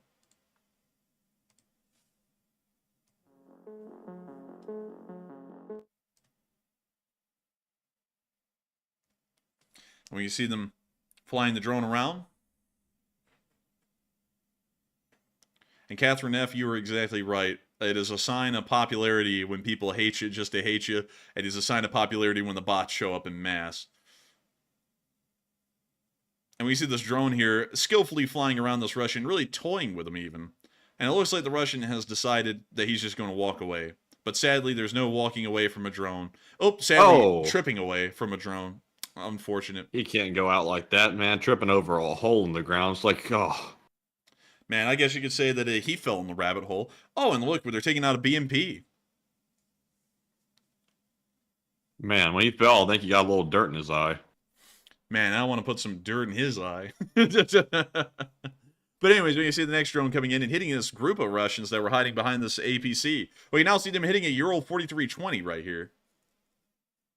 Oh, and that Ural is booking it. Oh, and there's some soldiers inside. Unfortunate. We can now see another drone coming in to hit more Russians. Oh my goodness.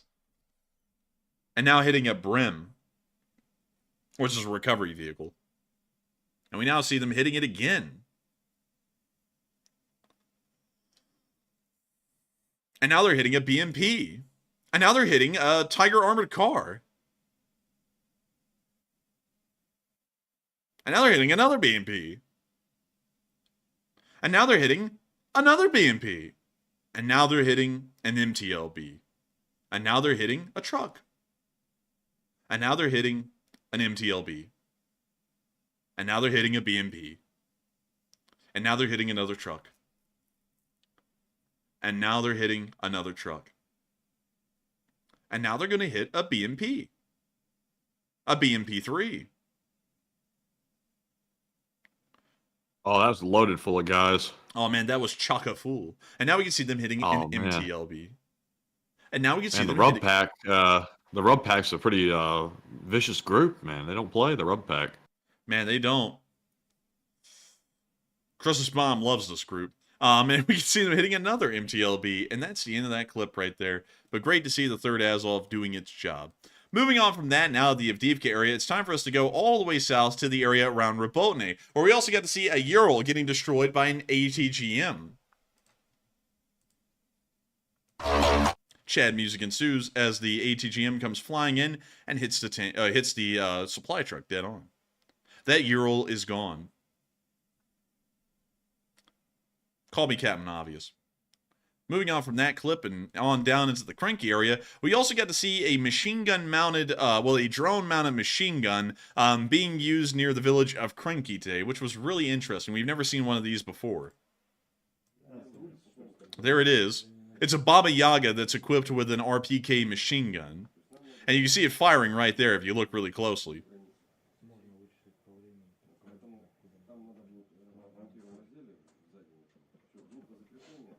That is pretty wild. Incredibly wild, as a matter of fact. But moving on from that and into our next clip, we also got to see a Pantsir S-1 missile system getting destroyed as well. And there's the Pantsir right there in the trees. Ooh! Hit dead on the nail. It's gone. It's done for. And that's the end of that clip, but showing y'all everything that happened on the front lines from the north to south today. But we have one more thing left to cover. Inside of the territory of Transnistria today, there was another drone attack. It led to absolutely no casualties, but it ended up hitting very close to some sensitive Transnistrian military equipment. And now the Transnistrians are saying that the Moldovans are trying to kill them and eat their children. Here's the clip. Дрон щось. Everyone was just standing around waiting for it to come in. It was like a tourist attraction. Drone attack at 11. Drone, блядь. A drone in the air, блядь. Look at that fella. Also, the caption said, when I saw it earlier on Twitter, it said military unit. So this is supposed to be their military unit, by the way. Trona bomba! Trona bomba! Two group! I was just kind of hovering around up there. Oh. Oh, dear. And now the clip replays again. It's like purgatory, Matthew. As soon as the explosion goes off, you get to relive the whole thing again. But beyond that... Yeah, and also, what kind of military unit right here is this? Like, why does this look like a junkyard? And why are the guys not exactly looking like soldiers, if you know what I mean, if you catch my drift? Well, actually, Matthew, this is the Transnistrian 1st Brigade Sanford & Sons unit, and they live in the junkyard. but beyond that... Man, they work at the pull-apart during the day, and they're the military at night. Man, they call this unit the chop shop. they chop up the trucks just like they're gonna chop up their foes. But that's the damage that the drone did. It didn't even hit anything. It just ended up hitting some dirt and blowing up there. So not a great false flag. If I've seen one, it's even lamer than the one where they tried to attack the defunct helicopter that had been sitting around for 20 years. But you got to give them a little bit of an E for effort, I suppose. It's not, you know, it's not too bad. At least they tried. I guess that's the best way to put it. But with that, we're now going to be moving on out of Moldova. Well, actually, we're going to be quickly addressing a question that we have. Because we have a question. Many people have been talking about this possibly being a false flag, like I brought up. But there are some people who are saying it's not a false flag, or some people who are just not sure. And Matthew, what do you think, and what is everyone else thinking? So we asked the audience the question, Moldova's region of Transnistria was hit by an attack drone today, and is it another false flag? 70% said yes, it was a failed false flag, big time. 17% said unsure, 8% said it's probably just a small attack, and 6% said no, it was not a false flag. And in my opinion, I'm not really sure if it was a false flag or not, but whatever it was a joke. The drone, which was a small one, came flying in, zoomed over the junkyard for a minute. It went down and hit a piece of dirt in the junkyard. No radar systems were hit, like the Russians were trying to say that actually happened. All that happened was it hit the dirt, it dug a hole, hint, with a shovel, not the drone, because they don't dig holes like that. That perfect. You know, if you ask me, it looks like one of those like trench or like pole shovels that you use to like put poles in the ground. It looks like something like that dug that hole. It's too perfect. But me personally, I would say unsure, but probably a failed false flag. But Enforcer, what say you? I'd have to largely say it's a failed false flag, considering it actually didn't hit anything. It just blew up in the area. It looks like it was an attempt by the Transnistrians to make it look like there was an attack, but also not cause any damage. Because how the hell do you fly a drone around a supposed military base over its entire length twice, and then not actually attack something? That seems like a false flag to me. So with that, I hope that does address that well, fairly, in my opinion. And we're now going to be moving on up to Kyiv to cover the speech from President Volodymyr Zelensky here on day 772 of the war. And funnily enough, he does not have a speech. No! But there's got to be a speech. I'm telling y'all, I kind of need to take a quick break for a minute. Really just get some water because I'm actually feeling dehydrated and have a headache. But there's only yesterday's speech. So what in the world do we do? I have no idea. Let me see if there's something around that we can show of President Zelensky. Because that would be nice if they have anything. So, President of...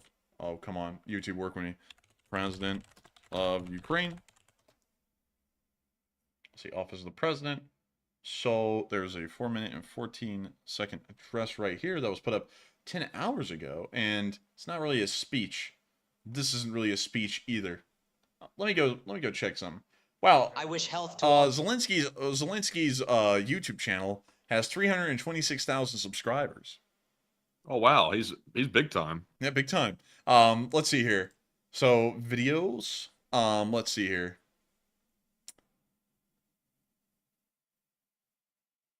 Maybe this will do. Actually, he did put out a speech. I was able to find it with a lot of looking. So let me turn on subtitles to English. And let me get rid of that English track. Let's go with the Ukrainian original one. And let me slide this on over. And come on. Here we go. And without further ado, here is the speech. Бажаю здоров'я, шановні українці, українки. Сьогодні Чернігів, Чернігівщина. Наш захист тут, наші воїни. Я дякую всім, хто задіяний в регіоні у будівництві фортифікацій. Чернігівщина працює згідно з графіком. Заслуга в доповіді військового та безпекового керівництва області, питання оборони, знищення російських ДРГ, протидія обстрілам. У всіх прикордонних районах проблематика однакова, постійні російські знущання, обстріли, терор. На 15 тисяч мешканців прикордонних громад Чернігівщини, які зазнають постійних таких ударів з Росії, терористи випустили 15 тисяч снарядів за минулий рік. Не жаліють, буквально кожну людину намагаються дістати, хочуть знищити усе життя тут. І кожен, хто захищає наших людей, всі наші громади, всю нашу Україну, кожен у світі, хто допомагає Україні, справжній оборонець життя. Я вдячний усім. Провів координаційну нараду щодо Чернігової області. Багато соціальних питань, питань по відновленню. Додамо швидкості розмінуванню аграрної землі. Те, що потрібно регіону, щоб не було залишків російських снарядів. Снарядів та мін ще з часу окупації. Є зараз ресурс у наших урядовців, щоб підтримати економічне життя в Чернігівщині. Провів тут зустріч з підприємцями в рамках нашої програми «Зроблено в Україні». Презентували платформу в області. 1 200 мільйонів гривень уряд спрямує за економічними напрямками на Чернігівщині додатково. Це те, що має підтримати. І, звичайно, я дякую всім, хто працює в оновлених наших галузях, зокрема в оборонних компаніях, усім, хто займається розробками дронів, техніки для Сил оборони, для ДСНС України. Можемо по праву пишатися тим, що в кожній області України люди стараються зробити все, що необхідно для країни, необхідно для нашого захисту, для успіху наших воїнів на полі бою. І ще одне. Саме тут, на Чернігівщині, я хочу зараз особливо відзначити усіх наших воїнів-прикордонників, кожного і кожного, хто служить в підрозділах Державної прикордонної служби України на лінії кордону, а також разом з усіма підрозділами Сил оборони та безпеки на фронті. Вдячний усім, хто проявив себе справді сильними людьми, справді ефективними захисниками України. Дозор, спецпідрозділ нашої прикордонної служби, з честю виконує завдання по всій лінії фронту. Варті державної вдячності окремо розрахунки безпілотників дозору. Пишаюся вами, наші воїни. Дякую і прикордонникам з бригад гвардії наступу «Помста» та «Сталевий кордон». Воїни Волинського загону, зокрема старші солдати Сергій Левить та Сергій Антонюк. Дякую, хлопці, вам та усім вашим побратимам. Воїни Херсонського прикордонного загону, а особливо солдат Олег Шибеко та сержант Василь Коваленко. Молодці! Сумський прикордонний загін, а особливо сержанти Ігор Лук'яненко та Олександр Соломатко. Дякую за протидію російським диверсантам. Дякую усім, хто дає результат для України, усім, хто захищає життя. Чернігове, дякую тобі за цей день. Слава Україні!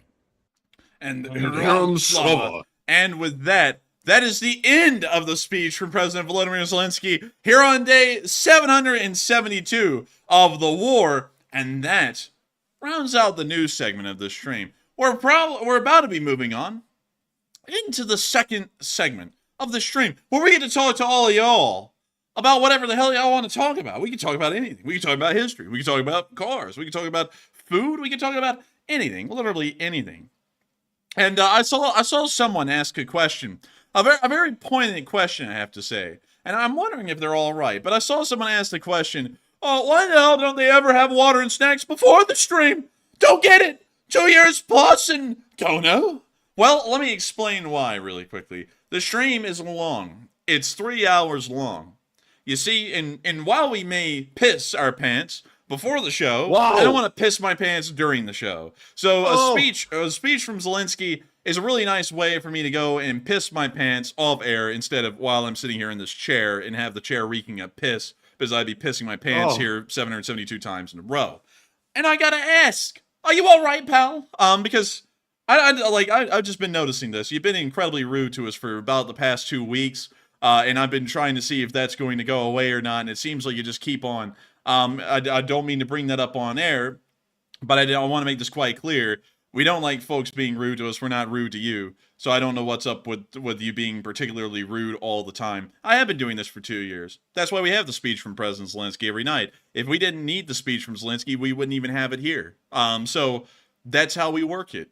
So with that, if you got a problem with that, I hate to see you go, but hope you have fun out there. But with that, let's get on into the next segment. Damn, laying it down like the law. I'm telling you what. But anyways, we don't have a poll to address during our last segment. We've addressed them all. So we are now moving into our super chat questions. And the first one here is going to go to Elder Media, who puts in a $100 donation. And thank you very much, Elder, for that extremely generous support. And we appreciate it very much. And Elder says, happy Friday, LSA. I hope everyone is well. Thank you, Enforcer and Enforcer Matt, for all you do. And thank you, Elder Media. He says, please take a question from the chat. Slava Ukraine. And Slava Ukraini. And thank you so much for the massive amount of support, Elder Media, and helping this channel to keep on running. Because folks like you have made it possible. And a happy Friday to you as well. I hope you've been having a great one. And I hope that everyone is well. I hope that everyone is doing quite well. But nevertheless, thank you so much for enjoying all we do. We try our best, even when we have to run a speech from Zelensky, for restroom breaks, snacks, water, it's a thing to talk for 2 hours straight. You usually get parched. You gotta have a drink, you know what I mean? Not a drink of booze, but a drink of water. But nevertheless, I gotta thank you so much for appreciating the channel and helping us to keep this thing running, because it is folks like you, Elder Media, who help to make this thing possible and help us to keep it running. And so, thank you so much once again. And we will make sure to take a question from the live chat. But before we do, I've seen someone in the live chat say, I thought they were just joking. I would think, and I'm going to be honest and quite unfiltered, you would think they're joking by saying something like that, but that isn't the first time that we have seen this particular person say incredibly rude things to us for the past 2 weeks. It's been something that's been going on for 2 weeks, and I've told Matthew off air to just try and deal with it. Maybe they're having a rough day, maybe they'll get better, and be happier and nicer and stuff. But it keeps on going on, and it's nothing that seems kind-hearted in nature. It seems like this person has a thing about trying to nag us now. So if that is the case, we'll have to work off of that appropriately, or we'll have to work off of what we now know. But that comment tonight, especially after I get back after getting a drink of water because my throat was literally hurting because it was getting so dry and I was still talking, to see a goofy, rude comment like that. I don't know why, but it kind of made me a little bit agitated tonight. But beyond that, let's get the live chat. And the live chat question is going to go to Guamson Cruz, who says, does the U.S. have any type of military alliance with Israel? Because that could drag us into the regional war. I would have to say we do have some kind of an alliance with Israel. It's not really a direct one because we have not gotten directly involved in conflicts in the past with Israel, like the 7 Days War and other kinds of things like that. So going off of that, I would have to say, I think we may, but I don't think it, well, actually, I think it's more of an informal agreement than anything. I'm going to have to check into it. Let me actually Google this. Does the U.S. have a defensive pact with Israel? Let me see if we do. Let's see. So the United States, according to the U.S. State Department, the United States and Israel have signed multiple bilateral defense cooperation agreements to include a mutual defense assistance agreement in 1952, a general security of information agreement in 1982, a mutual logistics support agreement in 1991, and a status of forces agreement in 1994. So let's see. let's see, and let's see. I see some people saying Israel does not have a treaty when the U.S. State Department says we have multiple treaties. So I'm like, that's a interesting contradiction there. But according to the statement by the U.S. Department of State, it does appear that they do, in fact, have some kind of a defensive pact with the Israelis and have had one since 1952. It's just that in the past we've never always used it. For example, the U.S. hasn't been involved in, let me think, the 6 Days War, the Yom Kippur War, or any of those conflicts for that matter. We were not directly involved, and so I would have to say that I hope that does address that the best I can as far as the live chat is concerned. It does appear that we have a defensive pact, but in the past we have opted not to apparently respect it, or the Israelis have not asked for help. So with that, I hope that does address that the best I can. And thank you so much once again for the support, Elder Media, and helping this channel to once again to keep on rolling, because that support is absolutely massive, and we greatly appreciate you in helping this channel to keep on running. Thank you so much once again. And with that, we are on to the next one. And the next one goes to Phil, last name Mianos, who puts in a $50 donation, actually. And thank you very much, Phil, for that support. Very generous as well. And they said this one time at the band camp. What happened at the band camp, I wonder? What could have happened to Phil Mianos? What could have happened to them? But Enforcer, what say you?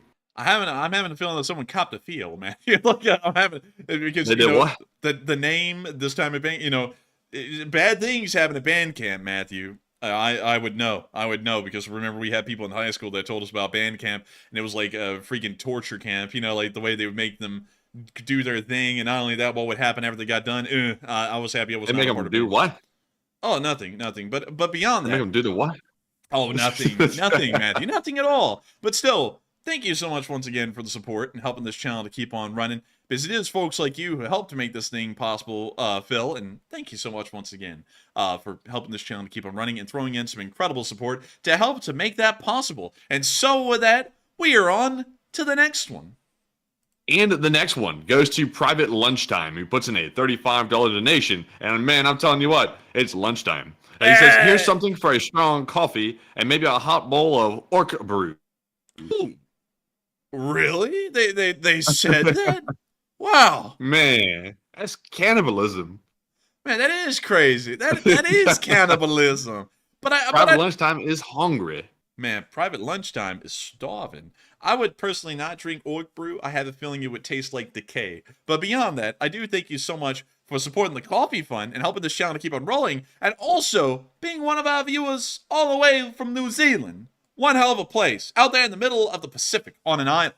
It's like the United Kingdom, but opposite, on the opposite side of the world. I got to thank you so much once again for the support and helping this channel to be possible, Private Lunchtime.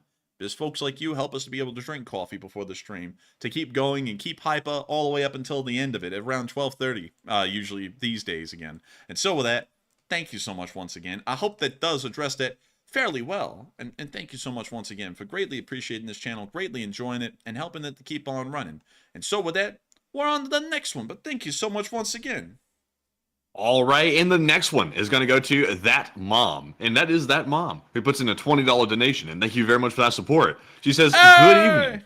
I got the flag today, and the kiddo loves it. The surprise is great, too, and thank y'all. Oh, and call your family. You never know how long you have them. And that's true, That Mom. And always remember to call your family. And also, I am super happy to hear that you got your flag today. And the kiddo loves it as well. We've gotten so many nice emails from folks that have gotten the flags. And we're so happy with the packaging, the way it looked. Some people didn't even want to tear the package open because they like the art on the outside of it. And honestly, I can't blame you. It looks pretty sick, if I do say so myself, most humbly. But it arrived so cool. And also, since we've already sent most of them out, y'all will all know by now, well, I won't say that just yet. Because only about 30 orders have been delivered. Most of them are in transit at the moment. We have a humongous amount waiting to go to the post tomorrow, and then 18 more to finish. So if you haven't got your notification yet, either you're an international order or you're one of the 18 who hasn't been shipped just yet, but will be shipped tomorrow. Except for the international orders. Those will take a minute. But I'm very glad to hear you got it, and you like it as well. But Enforcer, what say you? And I got to say, first off, thank you so much for the support, That Mom. And second off, make sure to call your family, because you never know how much longer you're going to have your family. You just never know. But nevertheless, thank you so much for enjoying that flag. I cannot say enough how much my hand is hurting at this point. I actually, for the first time today, I was actually able to go to the range and shoot one of my rifles for like one of the first times in about a week and a half or 2 weeks at this point. And my hand is so tired. Usually I can end up firing my rifle where it's fast enough where it almost sounds like an automatic, just, you know, normally firing it with my finger.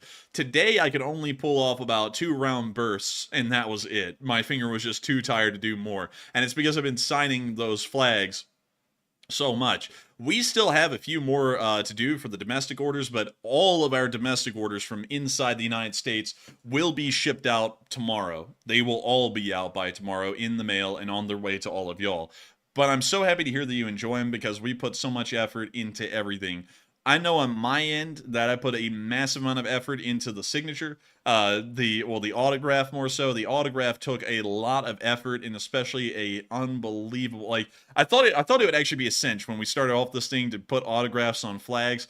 But after about the 170th flag, this became a monumentous effort to actually sign each one of them.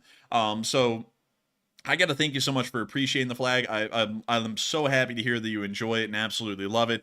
And also, I'm glad that you like the surprise. We wanted to do something really special for all of y'all, and we're always going to make sure to do something a little special during each limited edition drop every month. We're going to include a little special something in there for all of y'all, so that way y'all can always get a little extra treat with everything y'all get, so that way we can show y'all that we greatly appreciate y'all and thank y'all for getting a flag or whatever we have coming in the future.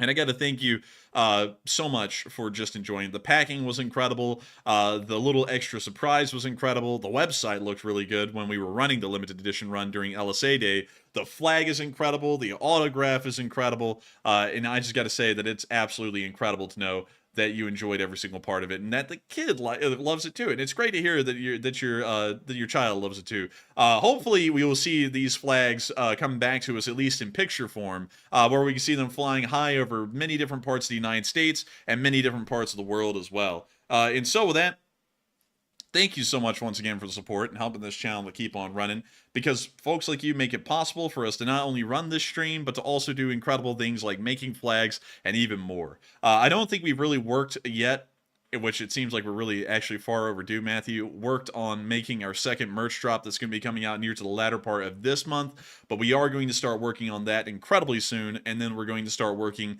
on the big drop that's happening a month from, well, actually 2 months from now, at the latter end of the month of June. So hopefully y'all will all be looking forward to that. And I cannot wait to see how excited y'all are for everything we have planned in the future, not just on the merch side of things, but also on the channel side of things with the videos that we have planned coming up and everything else. And so with that, thank you so much once again for support that, Mom. I hope that does address that well, and thank you for being a longtime channel viewer and helping this channel to keep on running. And with that, we are on to the next one.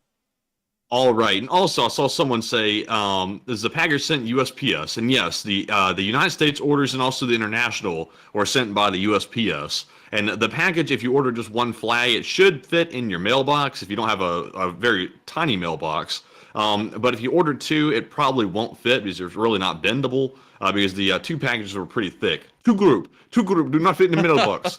But anyways, moving on to our next super chat, we have one from Demoyo360. Who puts in a $20 donation. And it says, "Hola, amigos," and "Hola, Morio." He says, "Hola. No questions here. Just want to hear the enforcer say, hey!" And the map say, "Two group." Hey, I just said that right before super chat. What was the odds of that? Yeah. So thank you for the support. And I gotta thank you so much for the support, Demio360, and thank you so much once again for the support, and hola, and thank you so much for wanting to hear me say, hey, because I do that on almost every single super chat. And also, you got to hear Matthew say "two group" literally right before your super chat, so we're not going to spoil you, but still, thank you so much once again for support. We're massively appreciative of you enjoying this channel and wanting to see it keep on running and supporting it and making it possible, and also getting a kick out of some of the things we do here and there, including going and taking a small break off air to get a drink of water. Because we got to sometime. We got to. I don't know why, but that actually triggered me really, really badly tonight. I rarely ever get triggered, but that was something actually, Matthew, that legitimately just did trigger me. But anyways, still, thank you so much once again, Demio360. You weren't the one who triggered me. I actually thank you. And it's great to have you here tonight, and I thank you so much once again for the support. And with that, but yeah, on to the next one. And thank you so much once again for helping this channel to keep on running. Yes, indeed. And the next one goes to Marion Deemer, longtime channel legend as well, who puts in a $20 donation and says, "Stop this crap." What? Stop what? Stop this crap. Stop this crap now! But beyond that, thank you so much for the support, Marion Deemer. I don't know what crap we're supposed to be stopping. I know that when that super chat came in, I was going through the entire history of all the wars the United States has been in. I know that's when the super chat came in, so I don't know if it's related to that or it's just related to anything in general. But still, thank you so much for the support, Marion Deemer, and helping this channel to keep on running. And we will stop this crap now. But still, thank you so much once again, and we are on to the next one. And the next one is going to go to Carl Elwell, who puts in a $20 donation and says, "We have not had a world war in 74 years. ... He says, "Take a question from the chat." Man, that was suspenseful. We have not had a world war in 74 years, and it's overdue. It's overdue, Carl. We're gonna have one now. But still, I'm just kidding. Hopefully we won't. Hopefully we'll be able to avoid one in all seriousness. But still, thank you for pointing that out. Thank you for putting the whole entire channel on edge. And we will make sure to take a question from the live chat, Carl, in your honor. And also, thank you for your third super chat to this channel ever and being a dual citizen of the Lee Spring Army and NAFO. And so with that, what do we got for a live chat, Matthew? And the live chat question is going to go to Koljack, who says, "Has historically any country that ever started a war won the war?" Yes, many countries that have started wars have won wars. Let me think. Oh, let's see here. I'm trying to think.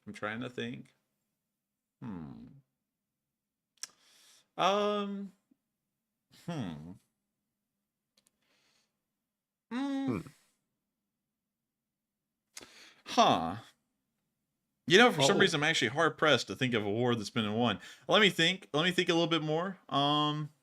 The U.S. Actually, no. The American Revolutionary War is one. Started by the 13 colonies, won by the 13 colonies. That's one. Let me think. The Gulf War. That was a war that was won. Napoleon won many wars. Throughout the Napoleonic Wars that was started by France, but I wasn't really wanting to count it because the Napoleonic Wars as a whole ended up being a failure for France, but the individual wars that made up the Napoleonic Wars, a lot of them were victories for France. The Spanish-American War, yes, that's a victory, Debbie C, that is correct. Let's see here. Let me see here. John, the war on drugs? Nah, the drugs won the war on drugs, sorry. Yes, sadly. Aw, man, I'm suffering withdrawals from weed. Man, that particular front of the war on that hot dog fella was lost badly. Man, that was a battle, that was a slaughter. They call that the hot dog massacre. But beyond that, let's see here. Let me think of other wars. Let's see, the Punic Wars, which were started by Rome, those were won. Well, actually, the first one was lost, but the second one was won. And then let's see here. What else? What else can I think of? All of the wars that Britain fought around the world, they usually ended up starting them and winning them. So there's a lot of them. It's just for some reason I actually cannot think of them off the top of my head right now. But with that, I hope that does address that fairly well. And also, random Stoner Rant said Indian American War. Which one? There was actually a lot of them, and it's actually a bit of a misnomer. In the modern American mindset, that all wars in between the United States and the Native Americans were started by the United States. Usually, in some of them, for example, in Alabama history, there was the Creek War that actually happened from around 1812 to 1815.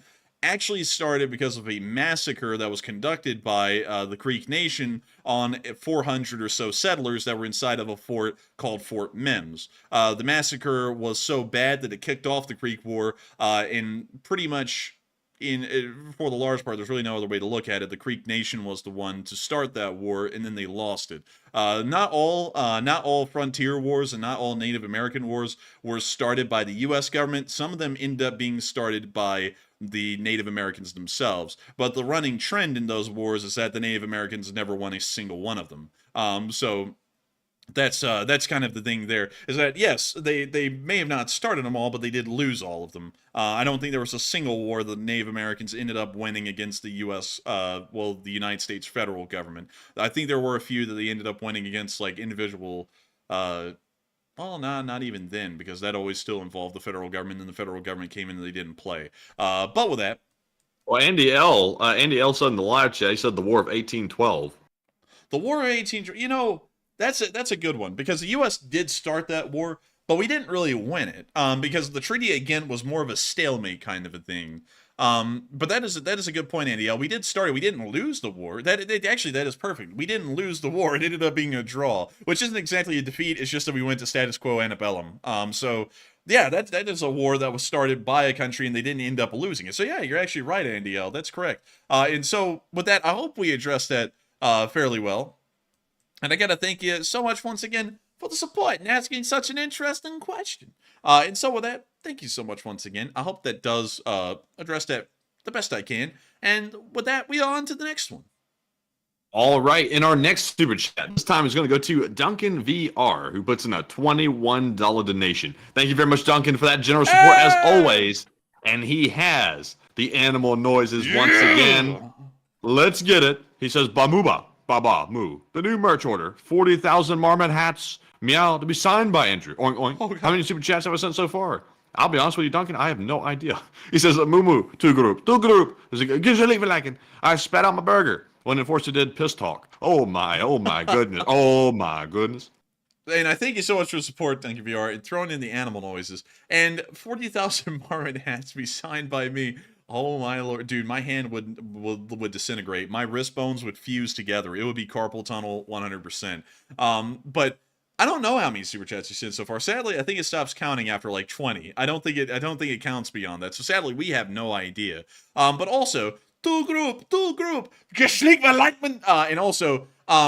and also, I'm sorry to make you spit out your burger when I did the piss talk thing. But the reason why I did that is because there has been a certain person in the live chat who has been around for a while, and for the past 2 weeks, they have been saying some of the rudest things to us. The best way I could explain it is that they're doing like this passive-aggressive game where they'll sit there and be like, Enforcer sucks, and we'll be like, well, wait a minute, what do you mean? Oh, nothing. Long live the LSA. And we'll be like, what the hell is this? Like, and it's been going on like that for 2 weeks. So I'm sitting here tonight on the stream. I'm going to be honest. I'm not feeling that great. I'm feeling tired. I'm feeling worn out. And I'm just, it's not a great night for me, honestly. I'm just kind of feeling a little tired. And so I go to the restroom and also to go get some water because my throat is incredibly dry by the time the speech is playing. That's why I was desperately trying to find one.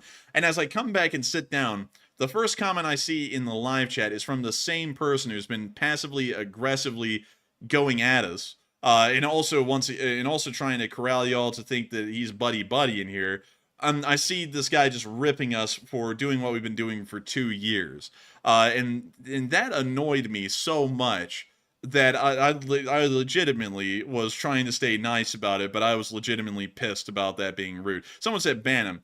Rest assured, you may find out we actually did ban him. But what that was, I don't care what they say. That is incredibly rude. It's been going on for 2 weeks, and that's why I went through that whole talk. Because the thing is that the show is incredibly long, and we don't have any kind of a break. I especially don't have a break. I talk for 2 hours straight, nearly through the news segment, without stopping, hardly without breathing. And so my throat gets incredibly dry, and not only that, I don't have a restroom break. Matthew actually usually takes a restroom break at some point in the middle of the show while I'm still talking, because there's so much time of news that I have to cover. He can actually go do that quite easily. I can't. So the speech serves as an ability for me to go off air and go get like a snack because I'm hungry. Like I ate before the stream, but now 2 hours have passed. I'm a little hungry, or to go get some water or go to the restroom or something like that. So when someone's ripping us for trying to get a break, after we spend 2 hours trying to inform them on the news and give them something to be happy about at night, it doesn't make me that happy. So I was actually legitimately pissed at that. Now, normally I wouldn't care if it's just a bot who's saying something like that, but considering that this person has been here for a bit and continued to say goofy, rude things for weeks at this point, that was something that annoyed me enough. I was like, you know what, it's time to get them out of here. So they've been moved on. They can go find other channels and enjoy those greatly. Because sadly, I'll have to say, they're not welcome here anymore. They sadly miffed me a little too much tonight. But still, with that, I hope that does address that well. And A-Star said, give them a warning. We've given them multiple warnings over the past 2 weeks. I've told Matthew, because in the middle of the stream, he'll be like, hey, this person is still mouthing off. I'm like, give them a warning. Like, tell them you got to fix that. And then they don't. Then they come back the next day and they keep on going. We're like, what are we going to do? Today I just said to hell that we're banning them. I don't care if they've been around for 2 years or what. If you're going to be that rude every day and just try and take the piss out of everything that every single day, you don't need to be here, because that's not how this channel runs. So with that, I hope that does address that well in all seriousness. I know you're joking around, Duncan VR, but I hope that addresses that in all seriousness, why I came back and pretty much just almost went off. But still, thank you so much once again for support and helping this channel to keep on running. I hope that does address that well. And with that, we are on to the next one. All right, and the next one is going to go to Celix the Fat, who puts in a $50 donation. And that is formerly Felix the Cat. Whoa, whoa, whoa. And I almost forgot that for a minute. Whoa, Jack, whoa. It's Felix, you know the thing. But anyways, Celix the Fat says, salad. I love salad, I'm telling you what. And they said, please give my question to the chat. And Celix, thank you very much for that support. And I'll tell you all this. I don't get too much into personal things here, because really, to be honest with you, I probably are not interested in the personal things. But one thing I've been doing recently is I'm trying out this thing that comes in a box. No, they could be a sponsor. Don't give them a free shout out. No, we got to get them on a video. We can't get sponsored by a meal kit. Well, anyway, I won't say the brand name. I'm trying out this meal kit thing in the box where you have to cook up some food, and it comes in a crate. I know. I don't know anything about cooking, and it's a little bit lame to have to get ingredients in a box, but I don't know anything about cooking. So I'm trying that out, and maybe I'll make a salad on the side too, and I get some chef skills. But I won't spoil the sponsorship either. We might get them, and it's not NordVPN, but maybe one day we'll get Nord too. But Enforcer, what say you? I would have to say, I know what Matthew's talking about. I saw it today, and that's why I was like, no, dang it, don't bring them up, because just in case if it does happen, we are hoping that maybe we will be able to find sponsors for the short war videos in the middle of the day. This is not incredibly graphic content, and not only that, it will help out the channel in being able to fund the long length documentary projects that we have coming around the corner. So we have been looking at that, so I don't want to just name off a brand that I know sponsors people on YouTube, just in case if they did end up becoming a sponsor. We don't want to give them a free shout out. But Matthew did get it, and it does look fairly all right. It looks pretty good, so we'll be looking into that, hopefully, but still. And also I got the free trial, and then I just canceled it right after that. Right after I did the free trial, man, because I was like, I got the trial, I was like, oh, that's not too bad, like for the cost of it, like that's like going to the grocery store and buying like food from there. That's not too bad price. But then I saw the price after the trial ends. I was like, no, no. So I just canceled it. I'm like, I'll just eat good for a week, and then I'll go hungry. I'll be good. Hungry for more because you're famished because you can't afford the meal plans. But we'll see. So we'll see about that. One thing I will say though, and y'all will hopefully notice that I've been saying this for an incredibly long time. We do not have ads or sponsors on the live streams. However, we do run ads on the Shore War videos in the middle of the day. Some of y'all may notice that because they are supposed to be running when y'all click on them. Because YouTube doesn't promote those videos unless of an ad's running. We found that out way back in the day because I would run all of my Shore War summaries that were like 3 minutes long with no ads, and they'd only get like 20 to 30,000 views. We turn on the ads, and then YouTube would allow them to get like 100,000 to 120,000 views a video with ease. So we found out that you have to turn the ads on. And so if those are already monetized, we are fine with going a little extra distance, also considering that the short war videos are not graphic in nature at all, are really covering the true reality of war like these live streams are. We're fine with having sponsors on it because it doesn't seem distasteful. And also on top of that, It will help the channel to continue to create more long-term, long-form video documentaries down the road, which we're still working on getting ironed out in the background at the moment. And we found out that to do something like that, it may actually be quite expensive to at least make a video the way I'm wanting to do it. So we would actually have to have some capital going forward to be able to invest in those videos to then make them a reality. So with that, We got that lined up too. We got not a whole lot, I'll be perfectly honest with you, but we got a couple of sponsors in the pipeline that are willing to sponsor our videos. So that way, if we decide to do a project that's more like complicated and requires like some expenditures and things like that, we can have some extra cash from the sponsor to be able to get it done. So we actually have one that's actually in the works. We're about to sign a contract on it here shortly to get that one on a video. So it may or it may not be on a short war video first, or maybe one of the long form videos. We're not sure yet, but it's coming up soon. And it's one that y'all are familiar with already, but we won't shout them out now because it's not finalized. yeah, it's not finalized. But with that, I hope that does address that well for all y'all, because we always want to be as transparent as possible about how this channel runs, how it's supported, and of course it's supported primarily through super chats. It's also supported through Patreon as well. Huge shout out to everyone on Patreon. And then it's slightly run off of AdSense on the videos, but that's not really a lot actually. YouTube AdSense doesn't pay out a great deal, especially on the kind of content that we cover. And then finally, the last thing is going to be sponsorships, which sponsorships will pretty much just be setting all of that aside for further projects on the channel. So pretty much a cyclical cycle of getting money from the sponsorships to then put the money right back into the videos, and hopefully, well, not all the videos, but really just the long form videos, and hopefully really start to get those to where they can take off, because we would love to be able to make long form documentaries on this channel and have people really enjoy them. And so with that, I hope that does address that fairly well. And thank you so much once again for support, Helix, and help this channel keep on running. Thank you for supporting the Salad Fund as well, by the way. And we will make sure to send your question to the live chat. And so with that, what do we got, Matthew? And the question from the live chat is going to go to Viosta, who says, do you know what the percentage of Russian oil has been reduced thus far? We've heard that it's been reduced by at least 14% at the moment. So an incredibly large amount when you really look at that. They are currently in an oil deficit of nearly 600,000 barrels per day compared to their consumption. And so with that, I hope that does address that live chat fairly well. Thank you so much once again for the support, Celix of Fat, and helping this thing to keep on running. And also, Nova said, I would love long-form history documentaries. We were thinking about that. I'll actually tell you all a little bit of what my plan is. They're going to be long-form documentaries on current events around the world. Not necessarily things like, like a war in Ukraine, but things like what Turkey is doing. I would love to make a long-form documentary explaining Turkey's master plan for the 21st century and what they're doing at the moment, and also other things like, for example, China's plan to try and build a sphere of influence around the Indian Ocean, or America's policy of containment against the Chinese, where we're building a string of naval and air force bases through the East China Sea and South China Sea to stop them from expanding farther out into the Pacific.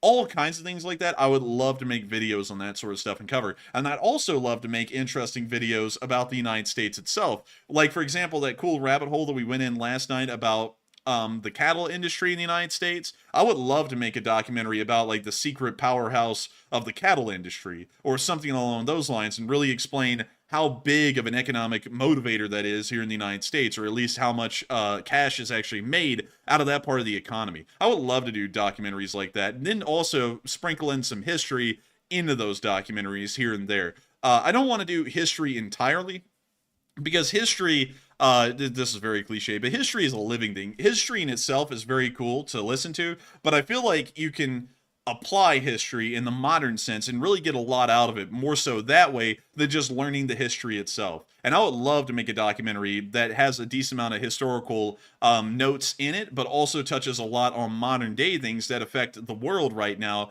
as we're living in it. So with that, the type of animations I want. There's a YouTube channel out there called NEO that makes YouTube videos, and they're animated. Very well animated, by the way. And I pulled up a video they had yesterday of how the USA transports nukes across the country, and it was a really, really well animated video. It looked like it was maybe animated using like This the video Unreal was made- Engine or something like that. Let's see a picture of it on the screen. I want to see if it's the right thing. Yeah, it's the right thing. It's this one. Yeah, that's them. That's them. They have really good animations. That's the type of animations I'm looking for. But based on what I had seen previously, the amount of money it takes to animate the way they're doing is like $4,000, $5,000 for 60 seconds. Now that's what I've seen, which is insane. And even a sponsor wouldn't cover that amount. That's a wild amount of money. So I'm not sure if we'll ever get to that level, but we'll get pretty close. And also, there are a lot of channels that do this. Let me think of a couple of them. There's a guy, I forgot his name, but I used to watch him a good bit way back at the beginning of the war. Johnny Harris, he has animations like this. Caspian Report also does animations a lot like this. There are a lot of YouTube channels that have really high-end animations like this stuff, and I would love to get into this. Of course, not every video would be this, and these releases would be fairly rare, probably monthly, but I would still love to do them because it's like the magnum opus. You know what's crazy though, Matthew, is that this channel has 1.8 million subscribers, but according to TubeBuddy here, they got 3.1 million views over the past 30 days, and we've gotten 6.5. Man, that's kind of wild. You kind of like flexing on them too. Yeah, I mean, but that is crazy though. You know, like this channel gets a huge amount of views. But anyways, You know, the benefit to NEO though is the way their channel is set up. They're not associated with war, and we're kind of at somewhat of a disadvantage because some companies do not want to associate with the war image. They don't want that, so it kind of narrows down the amount of sponsors that we can actually consider for the stream. Like for example, I see it looks like two companies. They're not going to call them out on the screen right now on that one video you're looking at right there. Mm-hmm. Those are two sponsors that would probably not be interested in sponsoring this channel, from what I've heard. Just from the war connection, but these guys are sort of neutral, so they can get them. That's how they probably fund their animations. Probably so. But nevertheless, hopefully we will be able to start working towards that model, because I would love to do stuff like that. Y'all do not know how much I would love to actually make a high-quality, long-form documentary that's maybe 20 to 30 minutes long and is chock full of really nice animations and looks really good. But with that, I hope that addresses that kind of a topic fairly well, at least the best I can. And thank you so much once again for the support and helping this channel to keep on running. Celix to Fat. Thank you so much once again. And also, I hope we addressed that live chat fairly well. And with that, we are on to the next one. And the next one also goes to Celix the Fat yet again, who threw in another $50 donation. And thank you very much, Celix the Fat, for that second large support of the night. And they said, also, thank you, Salad Funds. And thank you for the work you do. And as always, as a trucker that sometimes went into areas that were spicy, I assure you, we were always watching this channel.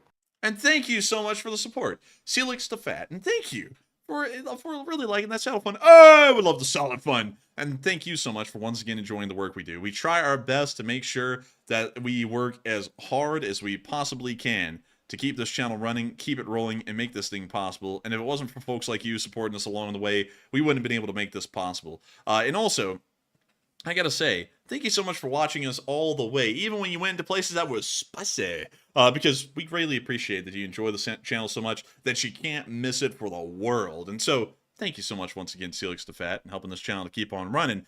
And with that, we are on to the next one. And also, I saw someone actually. Thank you so much, Defender Marcia, for addressing that question. I was actually about to address that one out of the live chat. But with that, thank you so much once again, Celix, and we are on to the next one.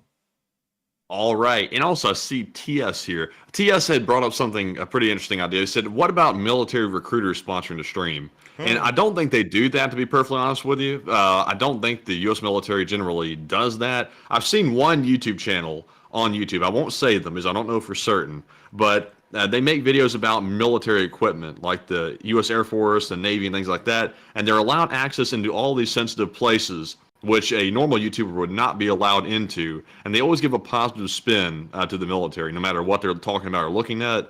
And I think that fella might be sponsored by the military. That's the only one I've seen that might actually be sponsored, but I don't think they do that, sadly. But we do have someone who is helping us out with the sponsorship stuff now. So hopefully it will go somewhere. And I think we have one in the pipeline right now that's almost pretty much a certainty.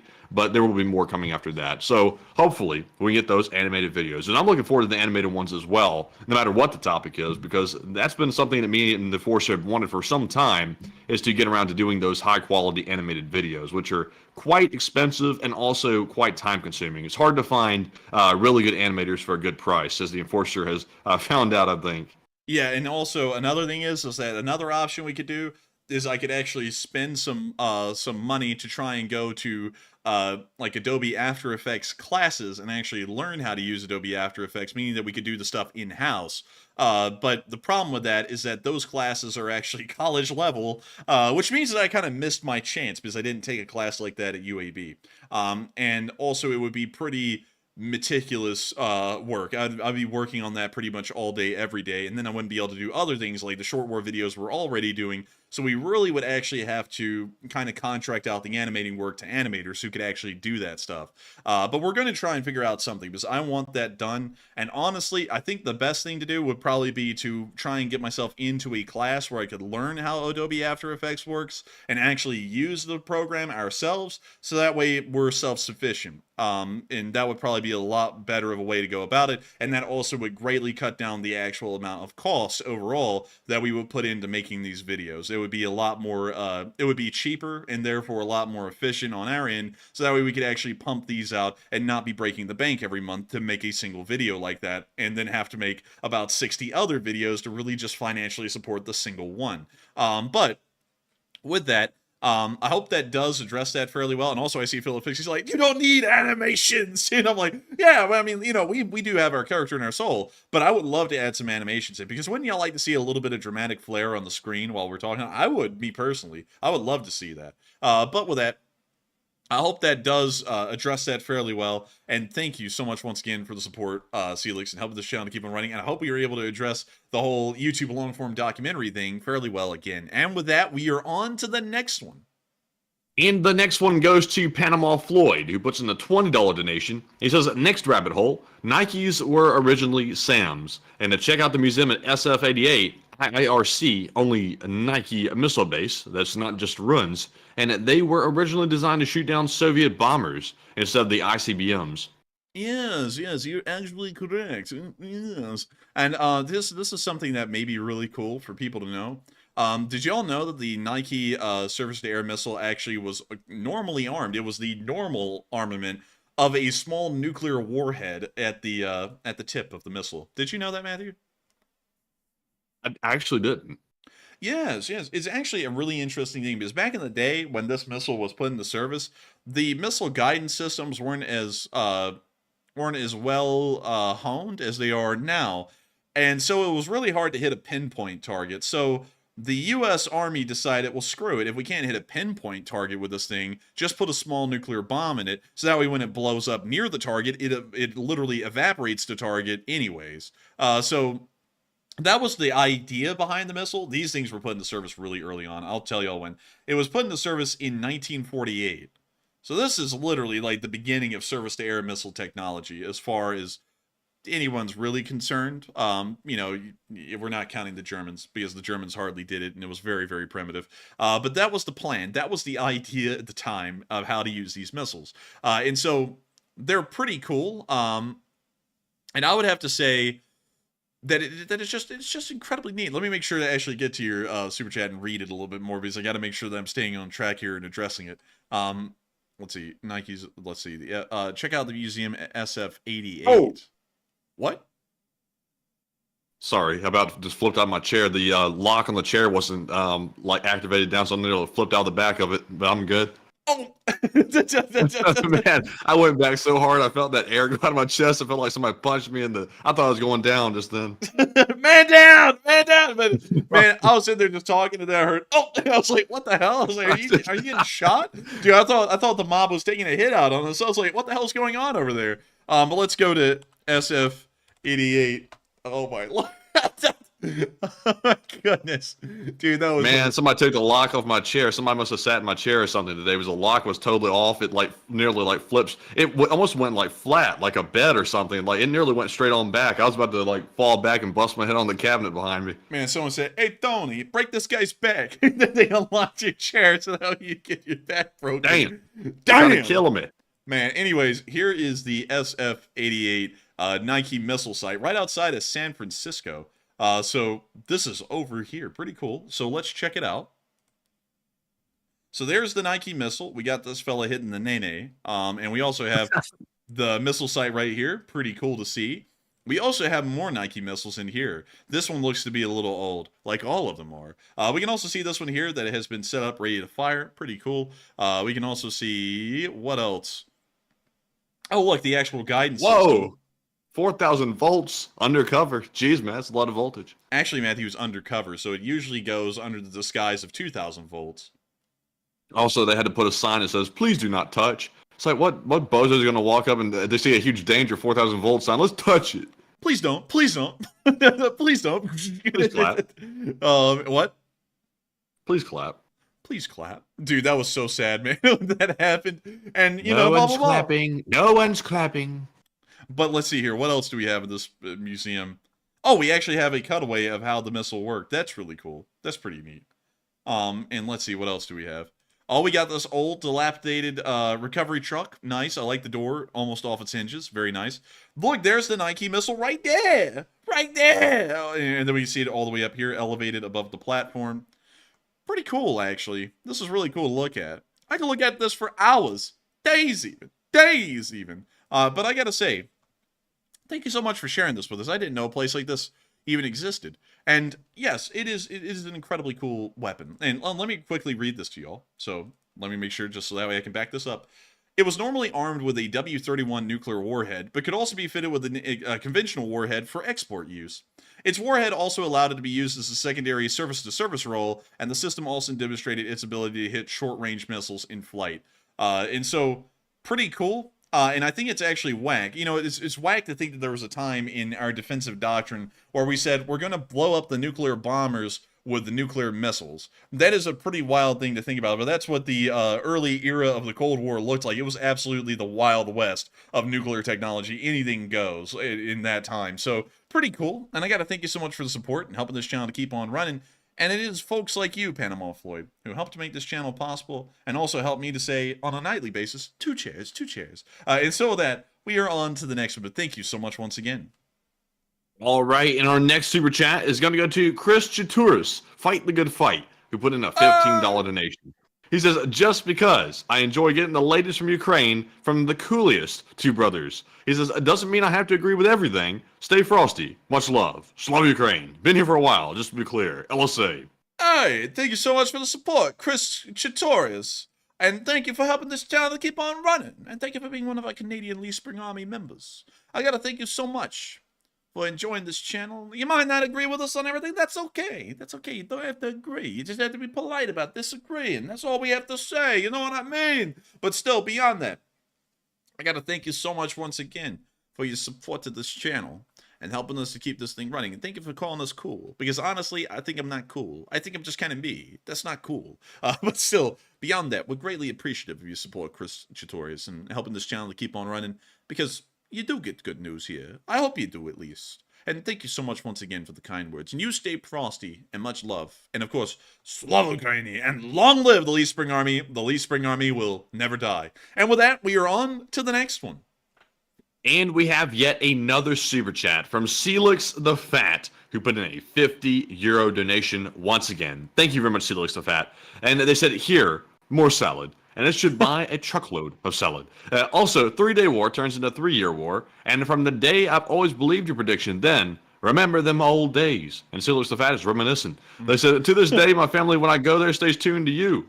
Oh, and thank you so much for saying that, Celix. That is an incredibly high praise. That you introduce us to your family, and then your family keeps on being introduced to us. That is incredibly nice. Call your family. Call your family. Call your family. You never know when you'll have them. Well, not have them, but still. You never know when you'll have them. You never know when you have them. Remember, folks. Remember, folks. Stay safe out there. But beyond that, Thank you for the support, Celix, and also thank you for getting us a truckload of salad. That is a lot of salad. Those are three $50 super chats, €50 super chats actually, that are supporting the salad fund, and we are greatly appreciative of that. And yes, the 3-day war turned into the 3-year war. And I remember back in the day, I said this ain't gonna be no short-term war. This is gonna be a long-term one, and it did turn out to be a long one. And you know, I just remember all the times that I came up with predictions and we were laughed at, beguiled even, and people found out that we were right. You know, it's crazy to me, crazy even to think about that, Celix, because I never think about it, and we never, we actually end up tooting our own whistle on this channel a good bit because of super chats like yours, Celix, but we ended up predicting a lot correctly at the beginning of the war on this channel that a lot of people weren't getting right at all on other channels. And so I gotta say, thank you for appreciating that. I tried my best way back at the beginning of the war to get things right. Nowadays, we do kind of hit and miss a little bit more than we used to. I would say like we miss about 15 to 20% of the time. Back in the day, it was only like 10% of the time. But beyond that, I got to thank you so much for sticking it through with us, Celix the Fat, and always being here with this channel, helping us to keep it running. And not only that, really appreciating how we cover the news, because it is a pretty unique way. We're really the only people on the platform who joke and laugh about the war to try and keep spirits high and keep everything as light as possible, because that's the best way to try and win a war, is having a winning mindset. And you can't have one when you're crying and weeping about the war every single day. And the folks who I'm talking about, they know who I'm talking about. But still, thank you so much once again for support, and thank you for helping this channel to keep on running, because folks like you help to make it possible. And so with that, thank you so much once again. I hope that does address that well. And with that, long live the Lee Spring Army. The Lee Spring Army will never die, and we are on to the next one. All right, and our next one is going to go to Richard Hawkins, who puts in a $100 donation. Massive support. Thank you very much, Richard, for that support. That says it's his third ever super chat of the stream. He says, love you guys. The LSA will never die. And thank you for the kind words, Richard. We appreciate it very much. And thank you so much for the kindness you've shown us, Richard. Thank you for the massive support and the third super chat that you've given to this channel ever. I like to thank the Academy, and I also like to thank the cast of the crew who made this possible. It wasn't possible without them. Every time I get on this stream, Matthew just takes care of the live chat, and I can sit here and be taken along for the joining. But beyond that, thank you so much for the support, Richard Hawkins, and helping this channel to keep on running. Because it is folks like you who help to make this thing possible. And we love you, Richard Hawkins, and we love everyone in the Lee Spring Army. And so thank you so much once again. And of course, long live the Lee Spring Army. The Lee Spring Army will never die. And thanks to folks like you, Richard Hawkins, and thanks to you tonight, the phrase the Lee Spring Army will never die will continue to remain true and echo through the years that this channel will exist, probably for an incredibly long time. Hopefully, this channel will continue to live on until I become president in 2040. And so with that, I hope that does address that well. Thank you so much once again. And with that, we are on to the next one. And the next one goes to Khan, who puts in a $10 donation. Thank you very much, Khan, for that support. He says, what I respect about you guys is that you keep politics off the channel. And he puts in all the parties, all of them. He said, whatever, okay, whatever. We're all Americans. And Patton was right on Russia at the end of World War II. And I thank you so much for the support, Khan, and helping this channel to keep on rolling. And thank you so much for enjoying that we keep politics off the channel. Whew, man, it's been a tough 2 years keeping politics off this channel. Not because I want to talk about it, but because so many people want us to talk about it. The world is such a political place now that it's hard to escape politics. And I feel like it's such an unhealthy way for society to exist at this point, where there is no such thing as escapism anymore from domestic politics, and domestic politics has to permeate every single facet of life, even when it makes absolutely no sense.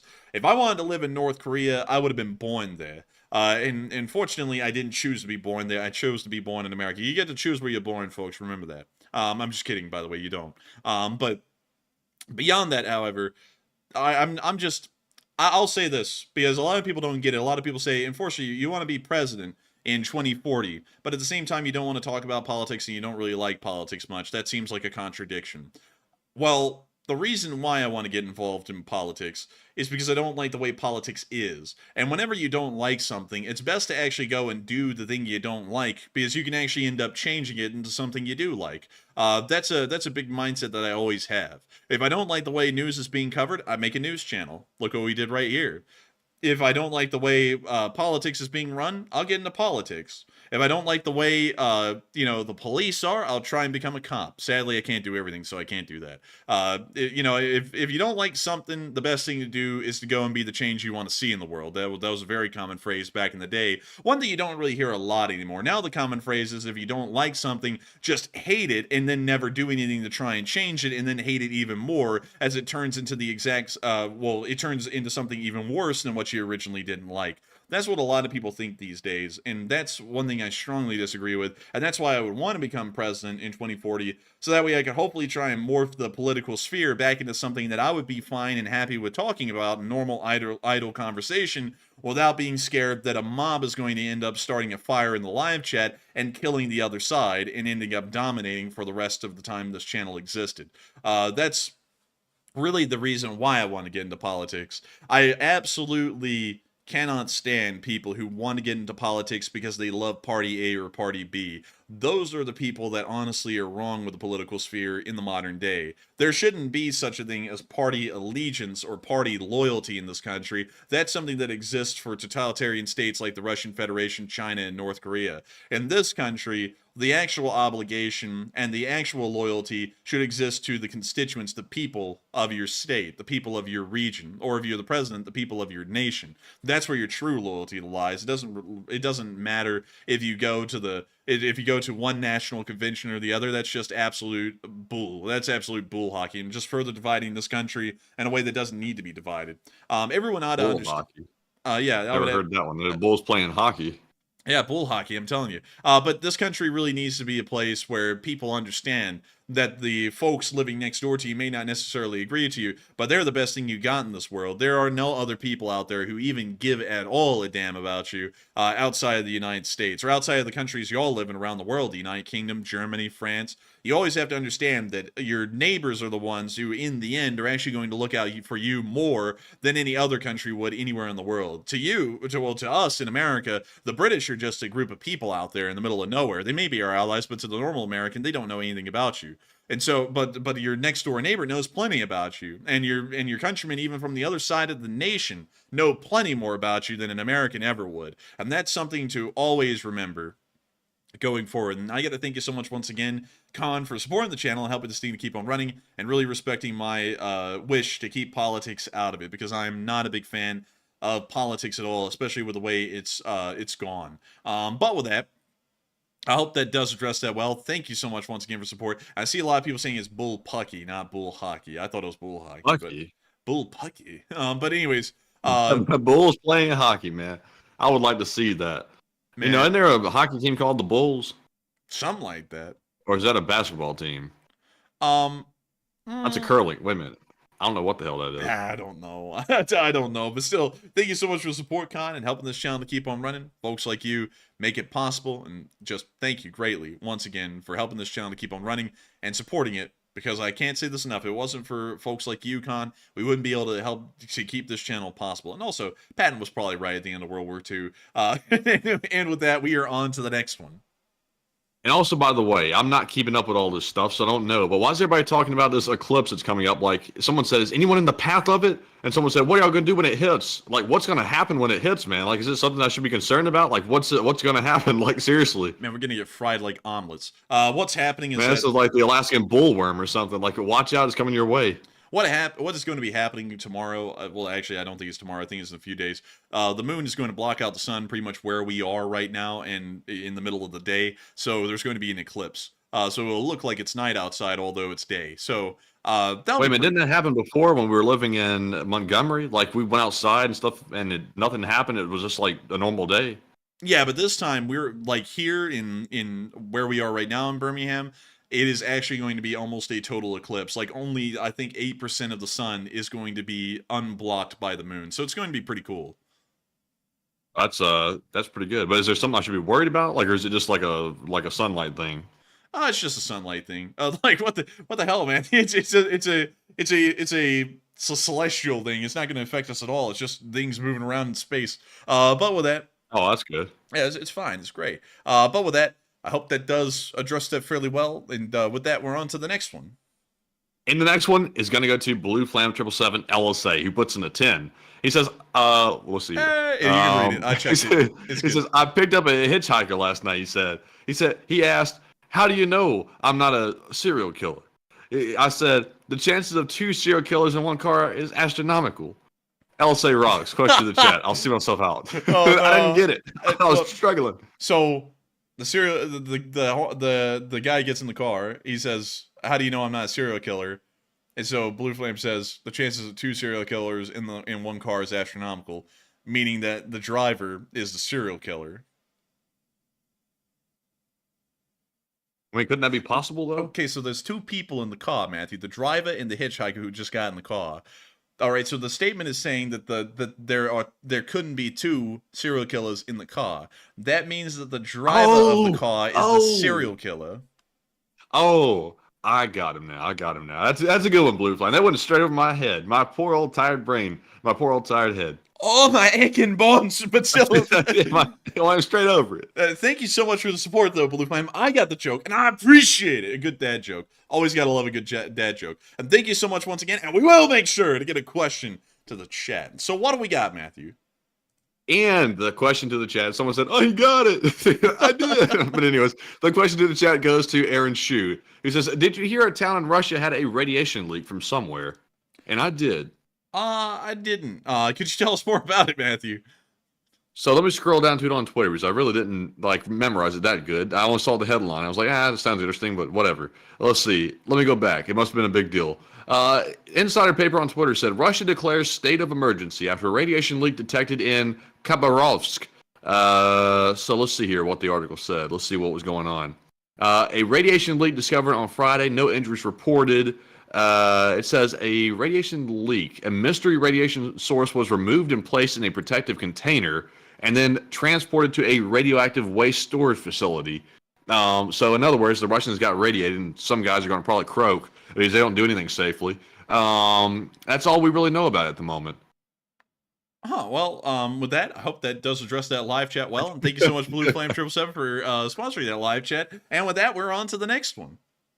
And the next one is going to go to Blue Flam 777 LSA once again. And he puts in a $10 donation. He says, I walked into a club and there were orcs, trolls, and bots doing their best moves. But then I stepped on the out and it was Moida on the dance floor.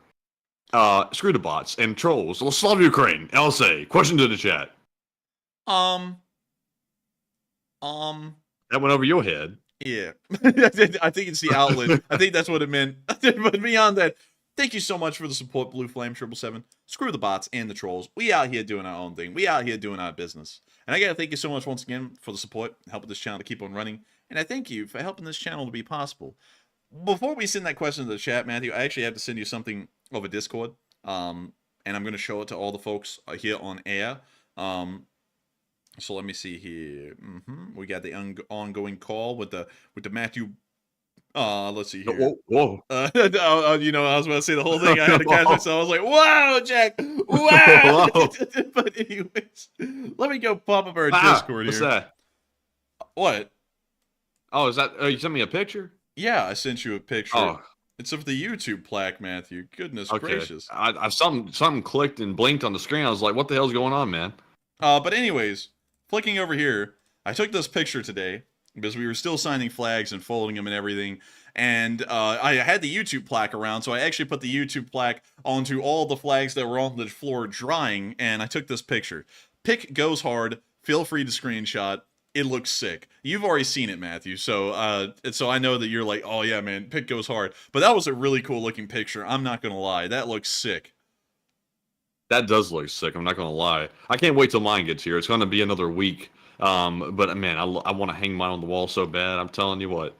Man, I'll tell you what. But still, thank you so much once again for the support and helping this channel to keep on rolling once again, Blue Flam. But now, let's get to that live chat, Matthew. What do we got? All right. And the live chat question is going to go to, let's see. Yeah, it's going to go to Melinda Grifford Vaughn, since she asked in the live chat. She said, what do you think will happen to Ukrainian aid package that's been stalled since the fall, especially with the Taiwan earthquake, Israel conflicts, and Ukrainian war all in one? They said they're going to be finally putting it up for a vote after Easter, which Easter has passed now, so it should be put up to a vote. If it does pass, which I believe that we'll find out if the House is going to pass that forward here in a few days, it will then be moved on to the Senate where it'll get approved, and then it'll be moved on to the President where it'll then be approved. So I think it will move forward because all the other things are stuff that has happened recently, and we still have to get past the Ukraine war issue. So hopefully we'll see that the support continues to flow, and I'm not really sure if it will or won't this time around, but I'm hoping that it will, and here's to hoping. And so with that, I hope that does address that live chat, and thank you once again, Blue Flame 777, for sponsoring that live chat and helping us keep this thing rolling as I smack my knee onto solid steel. But with that, we're on to the next one. Man, I tell you what, my brain's getting tired, and when I hear things like that, it just almost sends me off the edge. I'm like, what the hell is going on? But anyways, going on to our next super chat here, we have one from John Garner, and thank you very much, John, for that $20 support. And he says, thanks to Enforcer and Enforcer Matt, and thanks to the chat.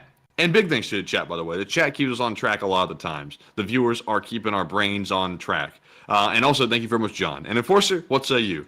I gotta thank you so much for the support, John, and thank you so much for enjoying us, enjoying the chat, and enjoying everything in between. It means a lot to us, and if it wasn't for folks like you, John Garner, who were supporting this channel and helping it to keep running, we would not be able to make this thing possible. And so with that, thank you so much once again, John Garner. I hope that does address that well. And thank you so much once again for sending some love our way, because we send love to the LSA every day. And we hope that y'all feel it through the threshold of your screens. And so with that, we are on to the next one. And our next one goes to AMX10 Speedy Bang Bang, who puts in a $10 donation and says, Leaf Spring Army and cook me a live chat question. Let him cook. I thought that said cook me alive. I was like, no. That's sorry, refused. I was like, nah, we're not doing that. But still, thank you so much for the support. Thank you for helping the channel to keep on running, and we will make sure to cook you up a good live chat, AMX10 Speedy Bang Bang. And thank you once again for being one of our New Zealand viewers. And so with that, Matthew, what do we got? And the live chat question goes to Plexus Gaming, who says, did you hear where the U.S. is calling for Ukraine to be immediately accepted into NATO?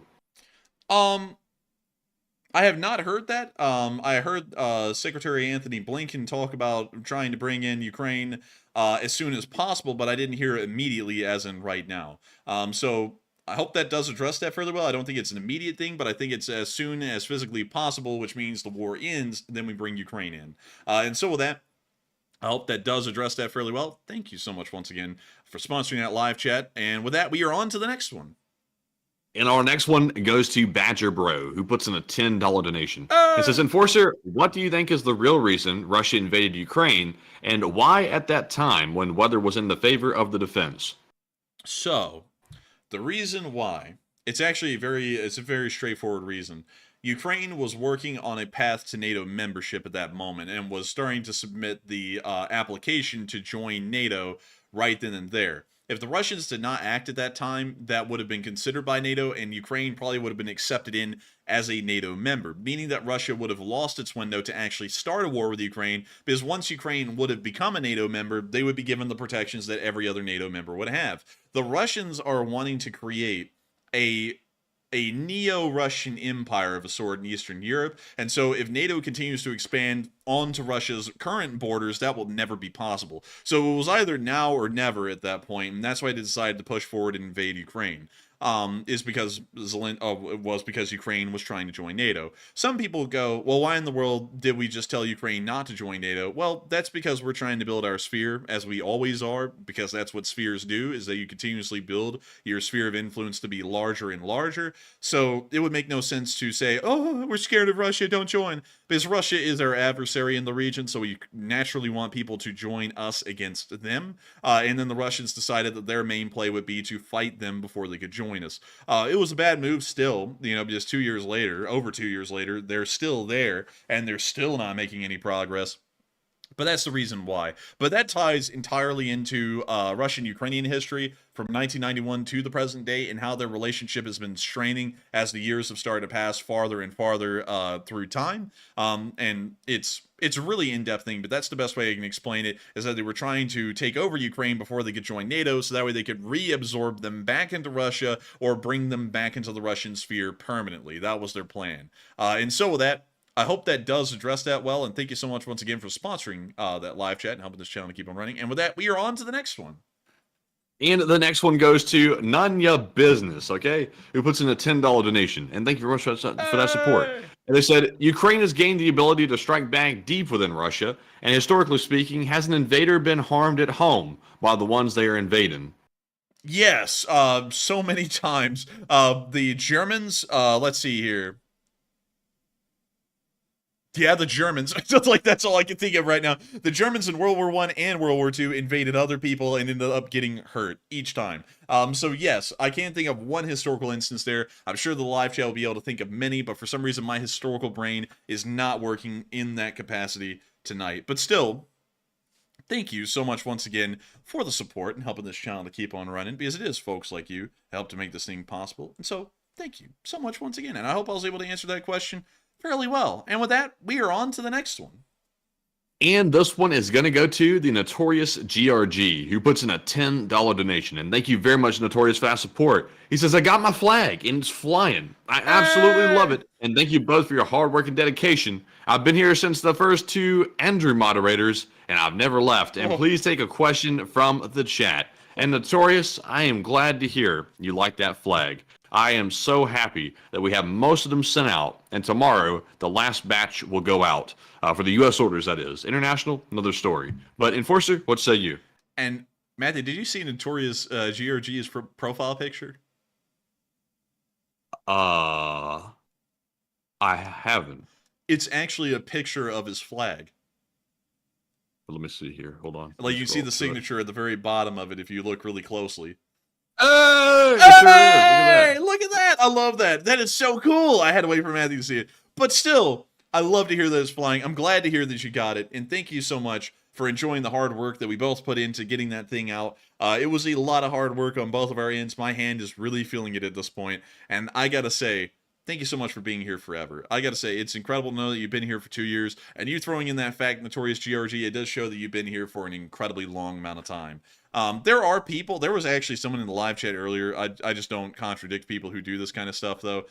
They were like, I was here in November of 2021 when the channel had 5,000 subscribers. I was like, no you were not, because this channel did not have 5,000 subscribers in November of 2021. It was only a month and a half old and only had 30 subs. So whoever said that, they didn't even know the channel at that time. They're just faking it. But still, I got to thank you so much, because I know, Notorious GRG, that you have been here since those times. You've been in the live chat since then, so there is no doubt in my mind you are an old guard of old guards. And I got to thank you so much once again for support and helping this channel to keep on running. And thank you for getting one of those flags. That is so nice of you. And I hope that you enjoyed the effort and quality that we put into it, and also our double checking and triple checking of quality to make sure that each one is as high quality as it can be. And so with that, thank you so much once again, and we will make sure to send one to the chat. And the one to the chat this time is going to be going to Damien Ballou, who says, in Mariupol, where Russian are rebuilding, there were some pictures showing that there's some German company who are working for Russian. What do you think about that? Sadly, I'd have to declare ignorance on that, because I do not know of the German company you're speaking of, and for that reason I wouldn't be able to talk in too much depth about it and who they are and what they're doing. So, sadly, I'll have to declare ignorance on that live chat. So, Matty, could we grab another one in replacement? The replacement one is going to go to AMX-10 Speedy Bang Bang, who says, why do the Russians continue armored assaults as the months pass by? Because the amount of vehicles lost and soldiers in the vehicles is not worth it. Good question, actually. The reason why they do that is because infantry advancing through the fields are a very easy target for artillery forces, particularly mortars, which are incredibly cheap and inexpensive to use. So the reason why they use the tanks is because the anti-tank guided missiles are more expensive and harder to produce than mortar rounds are to destroy infantry forces outright. So instead, they send the armor out, because even though the armor is being destroyed en masse, they are eating up Ukrainian ATGMs. And so the hope is by the Russians is that eventually the Ukrainians will start to run short on ATGMs or drones that have RPG warheads attached to them, and they'll eventually be able to get a breakthrough that way by really just wearing down Ukraine's supplies. That's how they're looking at it, but that's really the best way I can explain the suicidal strategies that they continue to employ on the Ukrainian front lines. And so with that, I hope that does address that live chat well. Thank you so much once again for sponsoring and helping this channel to keep on running. And with that, we are on to the next one. All right, and the next one goes to, guess who? Celix the Fat yet again, who puts in their 4th super chat of the night. Celix the Fat has put in $200 to support the channel, and thank you very much, Celix, for that massive support. And they said, as someone that travels and has traveled throughout this war, I can tell you that no one in Odessa fears Putin's threats, and everyone I meet knows exactly what the RF is doing. And thank you so much once again for the support, Celix the Fat. You're buying stock in this channel. Stock, I say. Matthew, give him some buns. But beyond that, thank you so much for the support, Celix, and helping this channel to keep on running. And also, I would have to say, I don't really think a lot of people are fearing the Russians at this point. Maybe some people fear them a little bit in Ukraine, but I'm really doubting that any of them fear the Russians at this point. And certainly no one fears them in Europe anymore. Russia has turned into a joke, practically, over these past few months. Really not just over the past few months, really over the past few years. And no one takes them seriously anymore as a military power, and their military equipment is now considered laughing stock. So I would certainly agree with that, Celix, because I think anyone with 2 brain cells could see that about the Russians these days. But with that, thank you so much once again for the incredible support, Celix, and helping this channel to keep on running. Because it is folks like you who help to keep this channel possible. And I gotta say, keep the true statements right there rolling, because they are great to see. And so with that, thank you so much once again, and we are on to the next one. And our next one is going to go to Clyde, who puts in a $10 donation. He says, I am going fishing in the morning, and wish me luck. And Clyde, I wish you luck. I'll be honest with you, the way it sounds like you're going fishing for snapper or something dangerous. So be careful. But don't catch anything bad in there. And I'm thinking about that show that was on, I think, History Channel or something like that, of the guy who catches the monsters in the lake. Yeah, the lake monsters or river monsters, whatever it was. He always says, we're going to go and catch the ugly big one. And then I'm remembering all those memes on wherever I see the memes. I think it's like YouTube or something like that. Of people talking about their ex-girlfriends, talking about they're going to catch the old monster out of the lake. But anyways, unfortunately, we'll say you. Well, I got to thank you so much for the support, Clyde. I wish you the best of luck on your fishing trip, and I hope that you have fun with it. So, best of luck to you. Thank you so much once again for support and helping this channel to keep on running. And I hope you catch the biggest fish that you have ever seen in your life. The Enforcer deems it to be so, and so it ought to be so. And so with that, thank you so much once again, Clyde. I hope that does address that well. And with that, we are on to the next one. And the next one goes to GunFox61, who puts in a $10 donation and says, Enforcer, the Davy Crockett, in parentheses, nuclear device, was brought into active service around that time. So the U.S. and USSR were bringing out insane ideas and wild stuff, the Tsar Bomba, the nuclear torps, etc. And let me go grab the Davy Crockett real quick. I actually have one here. I'm just kidding. We do not have one of these here. It was a recoilless gun that was carried by really anyone in the army, I believe. Like, this could be equipped in any unit. And that thing on the front is practically a Fallout 4 mini nuke that you could launch about a couple of miles in front of you, and it would end up doing some damage. It was like it ended up being a bit of a heavy hitter. This thing is wild, though, to think about in the concept. We were literally just putting nuclear weapons, well, atomic weapons at that point, into anything that could fit it. So that was actually wild to think about. But yes, Gunfox, you were correct. That was a wild time. It was the wild west of nuclear development and nuclear weaponry at the moment, because nowadays it's a very clinical way that we use nuclear weapons. There are tactical nuclear weapons, intermediate range nuclear weapons, and then intercontinental range nuclear weapons. We don't have nuclear surface-to-air missiles anymore or nuclear recoilless rifles. We don't have any of that stuff anymore. It's just the missiles pretty much for the most part, and also some bombs, but not really that many of them. But still, thank you so much once again for the support and helping this channel to keep on running, because nuclear development at that time is something crazy to see. Look at this, Matty. They have the little illustration here showing them loading the Davy Crockett. Look at that. They put in the propellant. They put in more propellant. And then you affix the giant-ass nuke right there to the front. And then it's ready to go. Man, I would like one of those, like not a one loaded with the uranium and all that, but I'd like one of those, like a little Davy Crockett and missiles as like a desk like decoration. I want one of those. Dude, look how big it is. That thing would crush your desk. No, I wouldn't. I got a big desk. Nah, I doubt it. I doubt it, and I've seen it. But with that, thank you so much once again for support, GunFox61. I hope that does address that fairly well. And also, look, there's a little mushroom cloud that's created from the Davy Crockett going off. And also, The little feller. little feller right out there. Look, little feller. Oh, what's that thing? It's radiated. Apparently. Oh wow, that thing's just a goner. I'm still there like that. Yeah, I'm sure it is because this was taken in 2008, so I'm expecting it's probably still there. That's pretty cool. It's like stuck in time a little bit. Yeah, I'm stuck in time. Classic time right there. Post World War II. Nice time. But still, with that, I hope that does address that well. Thank you so much once again for support, GunFox61, and helping this channel to keep on running. And with that, we are on to the next one. And the next one goes to Shadowside Paranormal Society, who puts in a 10 and says, God bless and stay healthy, stay safe. LSA, LSA, LSA, LSA. And LSA! And thank you so much once again for the blessings. And thank you. And you stay safe. And long live the Lee Spring Army. And the Lee Spring Army will never die. And so with that, thank you so much once again. And we are on to the next one. And the next one goes to Barry Woodward, who puts in a 7. He says, I'm perplexed at the perfection of the creator and the fact that we humans don't learn from historical facts. What am I missing? Here we go again, question mark. And thank you for the support, Barry Woodward, in a great conundrum. What are we missing? What are we doing again? It's just a never-ending cycle of man's failures. But nevertheless, the human condition requires that even through man's failures, mankind must triumph. And that is the most impressive thing about mankind, is that no matter how many faults and how many failures we continuously have, we continue to persevere against the odds and stand up to fight for the next day. And so with that, thank you so much once again for support, Barry Woodward. I hope that does address that well. And thank you for helping this channel to keep on running. And with that, we are on to the next one. And up next, big shout out to Love is Everything and also Nick LSA, who each put in a $5 donation. And thank you both very much for supporting the channel and helping us to keep on running. And we also have a 5 from CK Bold, who says, take a live chat question.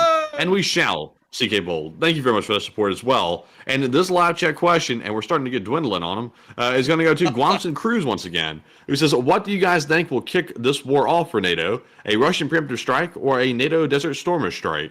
Probably a Russian preemptive strike. I don't think we would want to conduct a preemptive strike of our own on the Russians, because that would be a very escalatory and provocative move. We would probably wait for it to actually be justified as a defensive war on our end. And so with that, I hope that does address that live chat well, and thank you so much once again for support, CK Bold, and sponsoring that. And with that, we are on to the next one.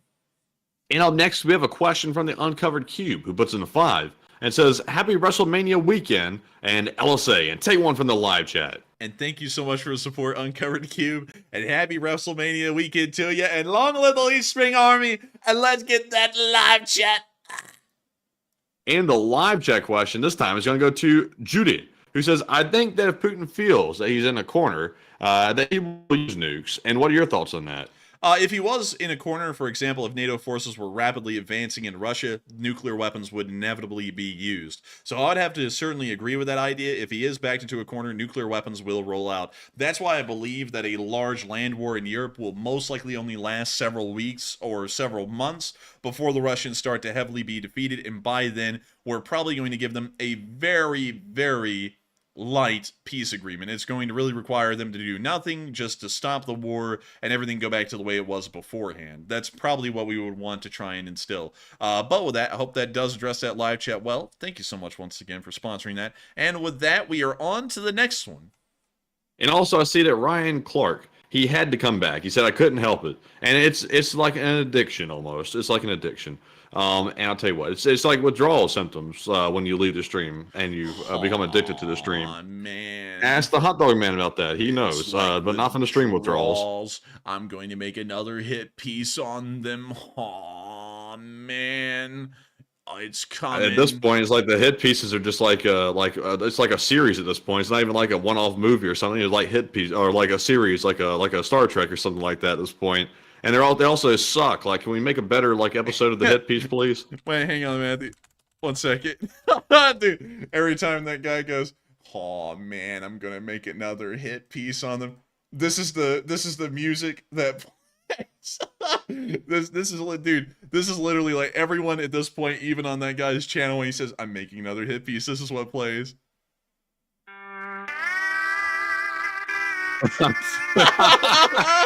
Oh my god. Man, that's actually perfect. Yeah, everyone's like, "Come on, just leave it alone." He's like, "No," it's that music's playing in the background. I gotta keep going. I have to expose them.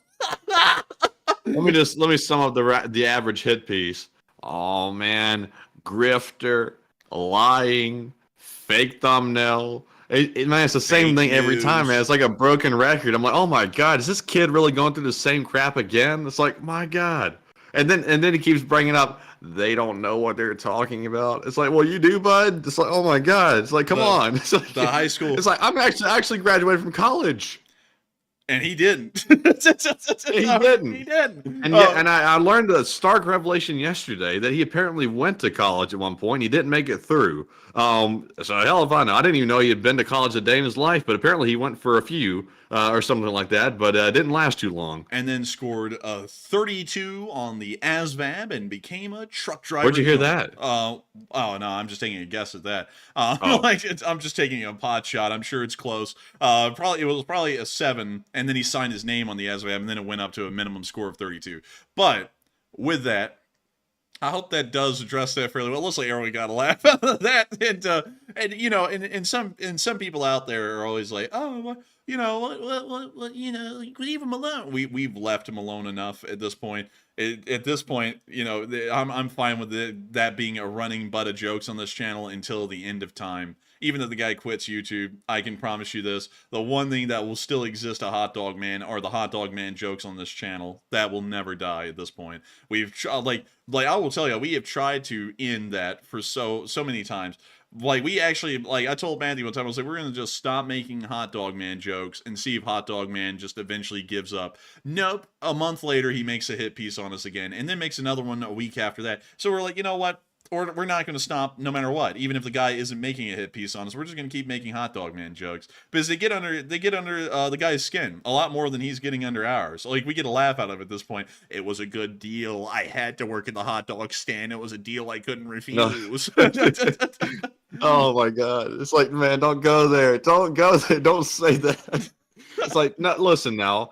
There's nothing wrong with working at the hot dog stand. Like, there's nothing wrong with that. But don't make it sound like it's a prestigious, like, CEO job, though. It's like, that's delusional. It's like, that's crazy. That's cope. That's cope. Don't do that. It's like, come on now. I was making hard money moves. My Bugatti is red. What color is your Bugatti? It's red. It's red, and I know it in my dreams. But anyway. At this point, man, it's like when somebody says, like, oh, another hit piece has been dropped. I'm like, oh, a new episode of that show came out. Let me go watch. I'm like, let me go see. I mean, back in the day, I'm not going to lie. I'll be honest with y'all. Back in the day when the hit pieces come out, I'd be like, oh my God, this guy's just like flat out lying about us. He's like destroying our reputation. And now when they come out, I'm like, and then I go over there and I watch them a little bit for a laugh. Like, I'll watch like maybe 10 minutes of it and then I'll leave. But I get a huge laugh out of it at this point. It is the funniest stuff ever. And nowadays it's just crazy crap like, why don't they give their freaking life savings to Ukraine? It's like, do you? It's like, do you do that? Like, why aren't you doing that? Like, what the hell are you talking about? You know, it's crazy stuff, Jack. What the hell are you talking about? And you know, and then he, you know, and then, you know, some unfortunate things happened with his best friends of all people, and then he turned on them all of a sudden. I was like, well, I thought y'all were best buds. What the hell happened? But you know, that's how it is.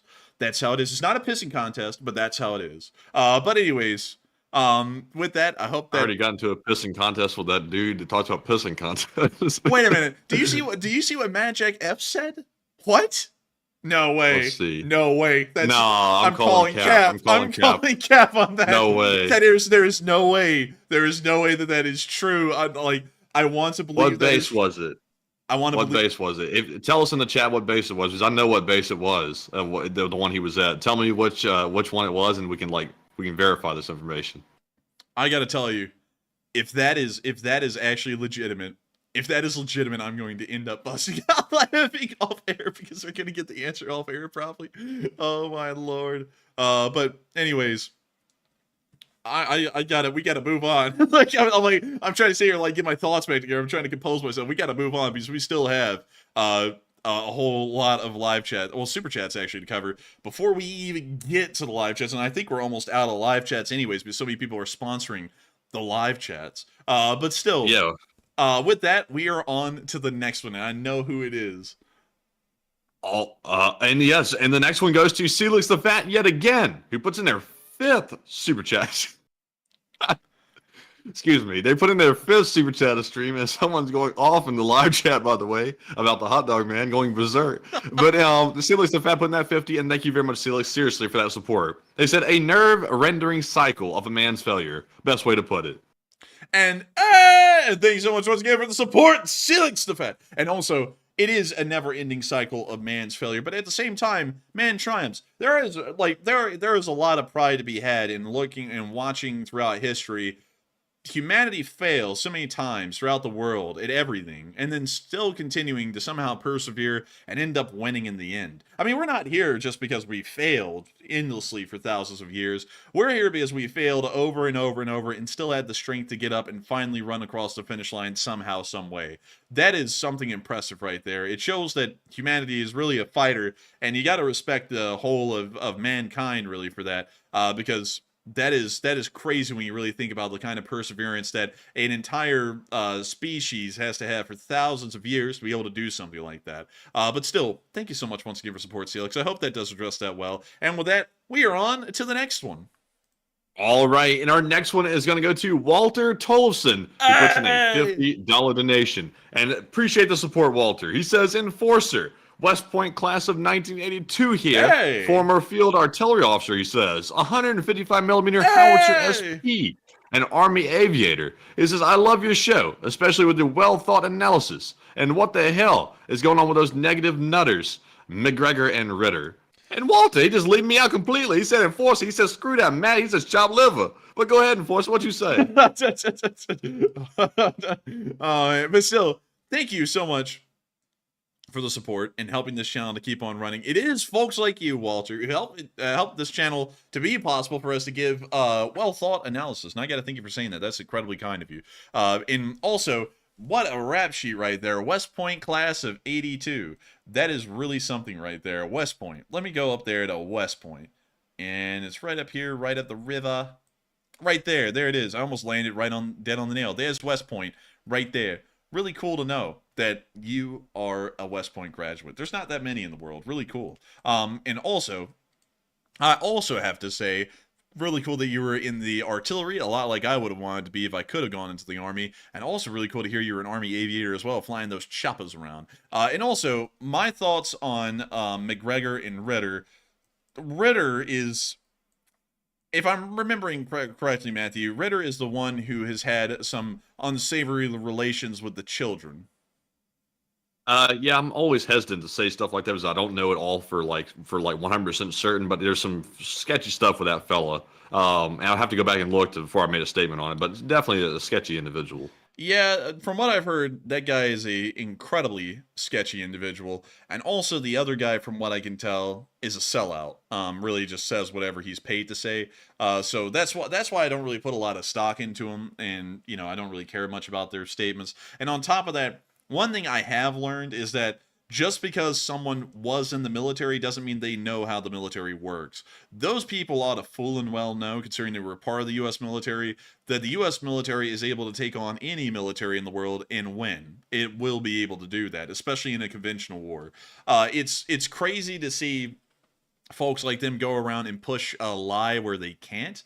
Where the U.S. military can't, because that is absolutely insane. It's just insane. It's not even on a logical footing. Like, how will the Russians win? And sometimes they just say the Russians will win just because they have the spirit.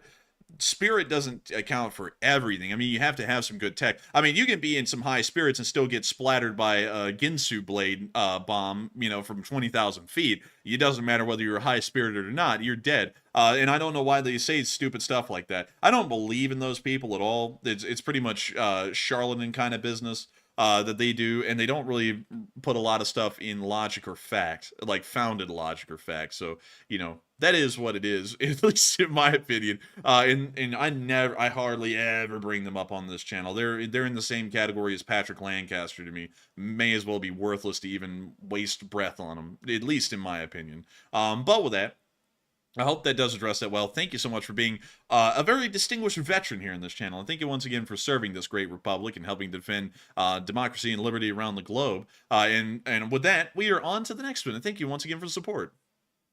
All right, and our next one is going to go to Blue Flam 777 LSA, who puts in a $20 donation. And he said completely off topic, but on topic. And historically speaking, what was the coffee conundrum? And LSA, let's rocks the poopla org.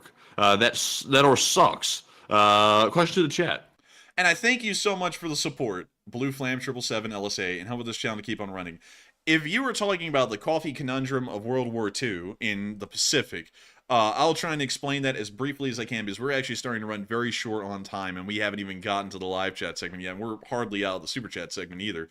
The coffee conundrum in World War II was a incident that happened because the United States Navy switched from pure coffee beans to coffee grounds. The submariners did not like the coffee grounds, and they actually mutinied and refused to go to sea unless if they got pure coffee grounds. The problem is that Navy logistics found out that carrying the coffee beans for a certain amount of weight, only 1% of that weight translated into actual raw brew of coffee. And so it was logistically inefficient to ship the coffee beans raw out there into the Pacific for the submariners to use. Nevertheless, the submariners completely refused to conduct any kind of missions whatsoever unless if they had the raw coffee bean to make their coffee juice out of. And so the Navy finally caved and said, only the submariners get the raw beans.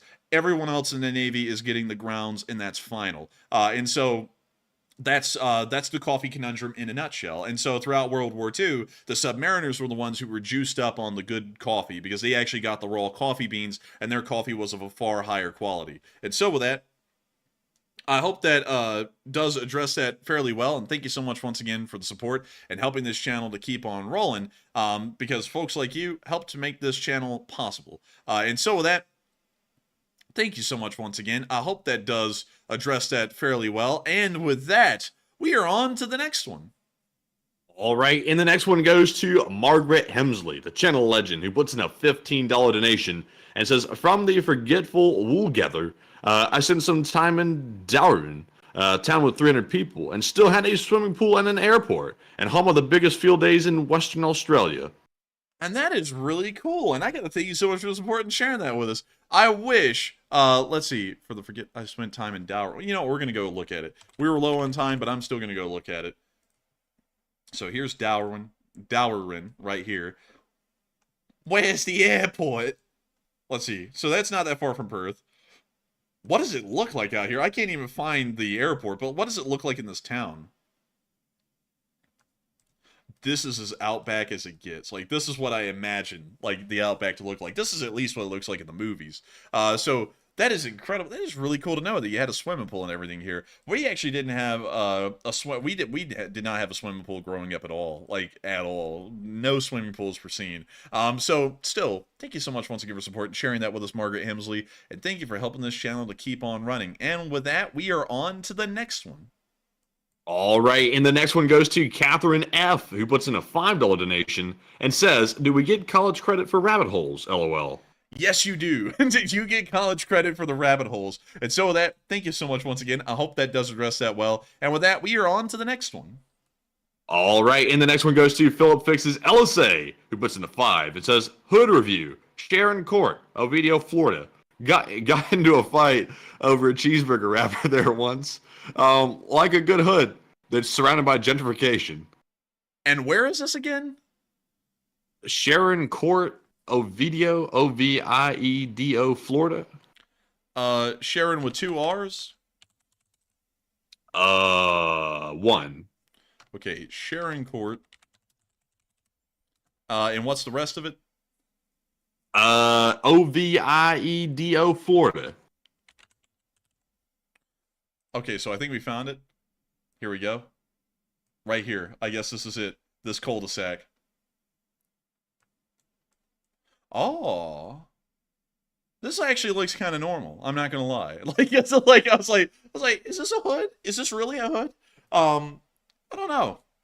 Doesn't really look like. What's that over there? Boston Market. Nah, this ain't no hood.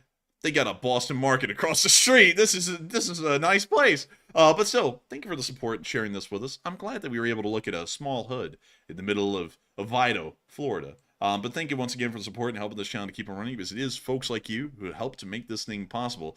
And with that, we are on to the next one. All right. And also, Hooky Redneck said, y'all didn't have an above ground grade pool growing up. No, we didn't have a pool at all, actually. We had one when we were really young, but that was like when we were like 5 or 6 or something like that. So didn't have a pool growing up outside of when we lived outside of Montgomery. But we do have a pool now, but we never use it really.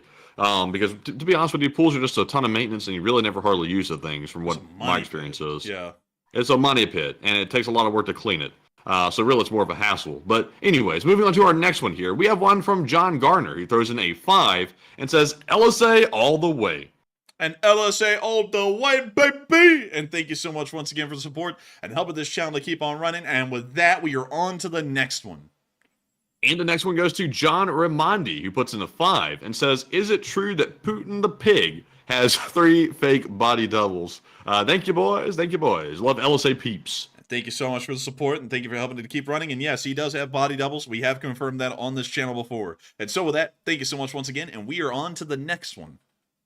All right, and the next one is going to go to JP on the road, who puts in the 5 and says, watch out who you work with for the sponsor. A well-known guy may be going BK and not paying YouTuber.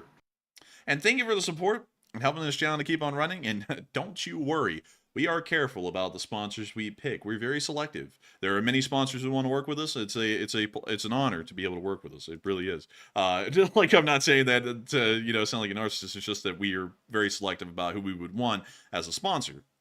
And we will be very careful about that. But still, thank you so much once again for support, JP on the road. And with that, we are on to the next one. And thank you once again for the support. All right, and our next one goes to Supernova, who puts in a 5 and says, would a European coalition of troops in Ukraine start a war with NATO? Let's see.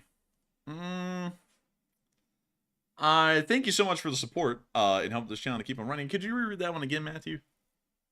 And that one was from Supernova. It said, would a European coalition of troops in Ukraine start a war with NATO? Maybe, possibly. If they're fighting against Ukraine, probably not. But if they're fighting for Ukraine, then yes. And so with that, thank you for the support, Supernova. I hope that does address that well. And with that, we are on to the next one. And the next one goes to Cheerful Tunic Gaming, who puts in a 5 and says, I got out of high school in June last year, and I don't know what to do next. Thinking join the Canadian military or Parks Canada. Any advice? And you guys are great. And thank you so much for the support. And that is a very interesting question, actually. And I wouldn't want to say what you should do with your life. That is entirely up to you. But if you wanted to do something to help serve Western interests, you could always go and serve in the Canadian military in the branch of your choice. Or you could go into maybe the police force of Canada. Maybe they would need a good police officer up there where you're at. Or you could do something else entirely. It's really up to you. It's really hard for me to say because I don't know a lot about your interests or much about who you are as a person, because there's so much of that that goes into picking out what you really like. What I'll tell you, though, is make sure you don't do something because you want to make money. Make sure you do something because you actually like it. The money will come if you do something you like. This channel is a great example of that. We are able, we are able, but at the beginning, I was able to create this channel. Matthew hopped on about a month later on something that I love to do and talk about, and we've now been able to make this into an actual business that we can do as a job. And that was something that I never thought would actually happen. I actually thought that I'd have to go into something I really didn't want to do, maybe like being an attorney or something along those lines, to be able to try and make a living. And it's far more important to do something that you're happy with and you really love to do, because if you love what you do, you are able to excel at it, and you usually outshine your peers, and you're able to get way up there. In if your goal was to ever make a good living, then that comes along with it. So that's my best wisdom to you, because I don't want to tell you exactly what you should do, because that's really up to you, and there's so many different things you can do. And I hope I was able to give a little bit of a word of wisdom, and thank you so much once again for support. And with that, we are on to the next one. All right, and also, I know it's getting late, but real quick, we got a pretty big piece of breaking news here. Could be a sign of things to come in the Middle East with Iran and Israel. Currently, we're getting reports that the Iranian defense officials are on the move from the capital of Tehran, and they're moving to a newly unveiled underground airbase, which is shielded from attacks from missiles and things like that. Also, ballistic missiles as well. And they're apparently going to their hiding spots because they're preparing for an attack. So that appears to be what's happening at the moment. And several high-ranking Iranian defense officials are on their way to that bunker at the moment as we speak. And some of them are already there. So it seems like something might be going down here soon. It's hard to tell, though, because we said that last night as well, but it didn't happen, so you never can tell. But with that, we're moving on to our next super chat. And this one goes to James Dunn, who puts in a 2. And says, honestly, I don't think they would need our help. I would have to agree. I don't really think Israel needs our help at the moment. If things went badly, then we could revisit that and think about it again. But for now, I think our focus should be in Eastern Europe more so than in the Middle East, unless if things were to change. But with that, thank you for the support. I hope that does address that well. And we are on to the next one. And the next one goes to Chris Kaufman Jr., who puts in a 2 as well, and says, the United States has only not been at war for 18 years. And that is true, actually. And it's crazy when you think about that. Yeah, we've been at war for so long. There is far more of the nation's history where we've been at war than not. And somehow we end up trying to be an isolationist country through all of that, but we're still involved in wars nevertheless. But still, thank you so much once again for support. I hope that does address that well. And we are on to the next one. And our last one here goes to Smile JJ200, who puts in a 2 and says, Chris's mom's got it going on. Oh, she does. You know it. I mean, everyone on the block knows that. Everyone in the city knows that. Chris's mom is a legend out there on the streets, and not for good reasons. But still, thank you for the support and help the show to keep on running. I hope that does address that well. And with that, we have reached the end of the Super Chats. We're going to be moving into our live chats here, but I have to be quite honest, we have run well out of time tonight. We will be addressing the Morse code message, and we will be addressing 3 live chats if we even have them. I have a feeling we probably only have like 2 or 1 or something like that, because we were running low on them very early on in the Super Chat segment. But Matthew, what do we got? And we have the Morse code decoders of the stream. And tonight it was Cliff Simonson, Mark Hodges, Earl Brenu, Paul Schultz, Kevin J, Rumpelstiltskin, David Millsaps, and also Toxic Bananas. They said that the Morse code decipher tonight says so many countries are backing out of the treaty. It shows war is coming. And long live the LSA. And that's the sound of money. And y'all got that dead on the nail. That is the jackpot. Y'all got that right. And I got to thank y'all so much for getting that correct on the 772nd day of the war. And thank y'all all once again for always deciphering that Morse code message. And with that, Matthew, how many live chats do we have left? We have 1 live chat question. And so we are on to the final question of the night. This sounds so stupid, as we literally just got done with the Super Chats. I got it really quickly, though. I do have to take a quick moment to thank you all for supporting the channel tonight incredibly. We can't thank y'all enough. We honestly don't deserve this amount of support, but we thank y'all greatly for enjoying this channel and wanting to see us do well and keep this thing running. I got to thank y'all greatly for that. And I also got to thank y'all for sponsoring so many live chats tonight. I believe that we probably answered 30 live chats during the super chat segment alone, which is unbelievable. And I got to thank y'all so much for y'all's generosity, and not only to this channel, but to everyone else in the live chat and sponsoring their live chat questions. That was incredibly nice of y'all. Y'all left us with only 1 live chat that wasn't sponsored by a super chat, and we're about to be answering that one right here, right now. And so with that, we are on to the final question of the night. And so who is like the last person to throw in the lucky last question of the night? All right, and that viewer is Edu Sakura, who says, how connected to these other wars is the illegal claims of Venezuela over more than 50% of Guyana territory? New front on South America, question mark. Seems like more war buildup. it's not really connected to anyone else's claims within the rest of the world. Venezuela's conflict with Guyana is once again a largely isolated incident due to historical land claims that Venezuela has on some of the territory inside of Guyana. That's the reason why they're trying to pursue that at the moment, although it's more so of an act of desperation by the Venezuelans to try and bolster some sort of economic activity, either through war or either through the annexed territories that they're hoping to get one way or another. But beyond that, it is not at all connected really to anything else happening around the world, especially the Russian war or the ongoing Israeli-Iranian conflict, not connected at all to those. Also, I'm so interested, Matthew, really quickly before we go. Oh my lord, there's actually pictures? No way. Someone went here and took pictures. Oh my lord. Oh my goodness. Some of these buildings look like they're falling apart, like that one. What's that? Original lotion. Man, you gotta have that original lotion in Venezuela. Nothing else will do but original lotion. You might be starving to death. There might be no food. But hey, at least the lotion is original and the groceries are cheap. But with that, I hope that does address that well. And actually, really quickly, we have one last super chat to cover. We have a 50 euro super chat from Celix the Fat again. Absolute legend, killing it. And he said, for Europeans that are driving in and out of this war zone for 3 years now, what is your advice? My advice would be, make sure to not get too close to the front lines because the drones will get you. Also, make sure to always plan out your trips and routes to where you will be able to move past a public shelter, so that way if the air raid sirens were to ever sound, you would be able to hop out of the vehicle and hopefully be nearby to an air raid shelter that you can quickly run into. Another tip of advice that I would give is to make sure that when you're staying at hotels, you stay as close as possible to the ground floor of the building instead of being higher up inside of the building. That way, once again, if the air sirens were to sound, you are closer to the public shelters than you ever possibly can be. Other things that you could always make sure to do is make sure to stay attentive to public air raid warnings. Make sure to follow Ukrainian government agencies such as the Ukrainian Ministry of Defense, so that way you're able to get the notifications on your phone that air raids are incoming even before the air raid sirens sound within the oblast that you may be in. And not only that, make sure, considering that Europeans are always traveling inside of Ukraine, make sure to try and help out the local economy a little bit. Of course, I kind of have a different opinion about YouTubers doing that, because it seems like they kind of do that for vacations and tax write-offs.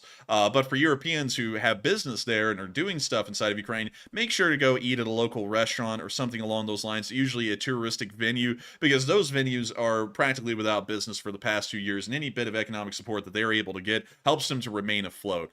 Because they're just folks like everyone else trying to get by in the world, and they've been hit tough by a war that no one ever asked for, and the tourist economy inside of Ukraine is suffering for that reason. If you're ever around a tourist economy area for that reason. But with that, I hope that does address that well. Thank you so much once again for the massive amount of support, Celix the Fat. And with that, it is time to end. I thank every single one of y'all so much once again for watching. We were entirely honored to be able to run this stream for y'all tonight. And if y'all are new to the channel and y'all did enjoy, please make sure to like, comment, and subscribe. We run this stream 6 days a week at 10 p.m. Eastern Time every single day but Monday, covering the past 24 hours of the War of Ukraine in picture and video evidence. We also put out short war summaries almost daily. Almost every day that we can, unless the news isn't good or unless if a video is doing terribly, then we usually take them down. But beyond that, we pretty much put up the short war video 7 days a week without fail to make sure to keep you all apprised in shorter form of all of the major events that are going on. But with that, good night, good luck, stay safe, take care, Slava Ukraini, and long live the Lee Spring Army. The Lee Spring Army will never die. And good night, folks. And once again, like the Enforcer said, thank you all for another great stream. And be sure to join us tomorrow for the Short War Summary midday and the stream at 10 p.m. Eastern at night. And thank you all once again for the massive support tonight and another great stream. And of course, Slava Ukraine, Heroem Slava, and good night. We'll see you tomorrow.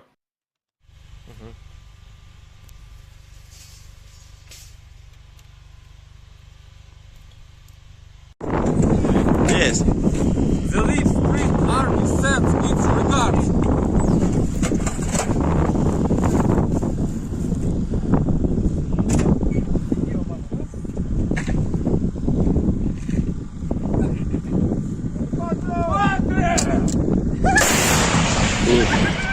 Русский военный корабль. Предлагаю сложить оружие и сдаться. Русский военный корабль, иди нахуй.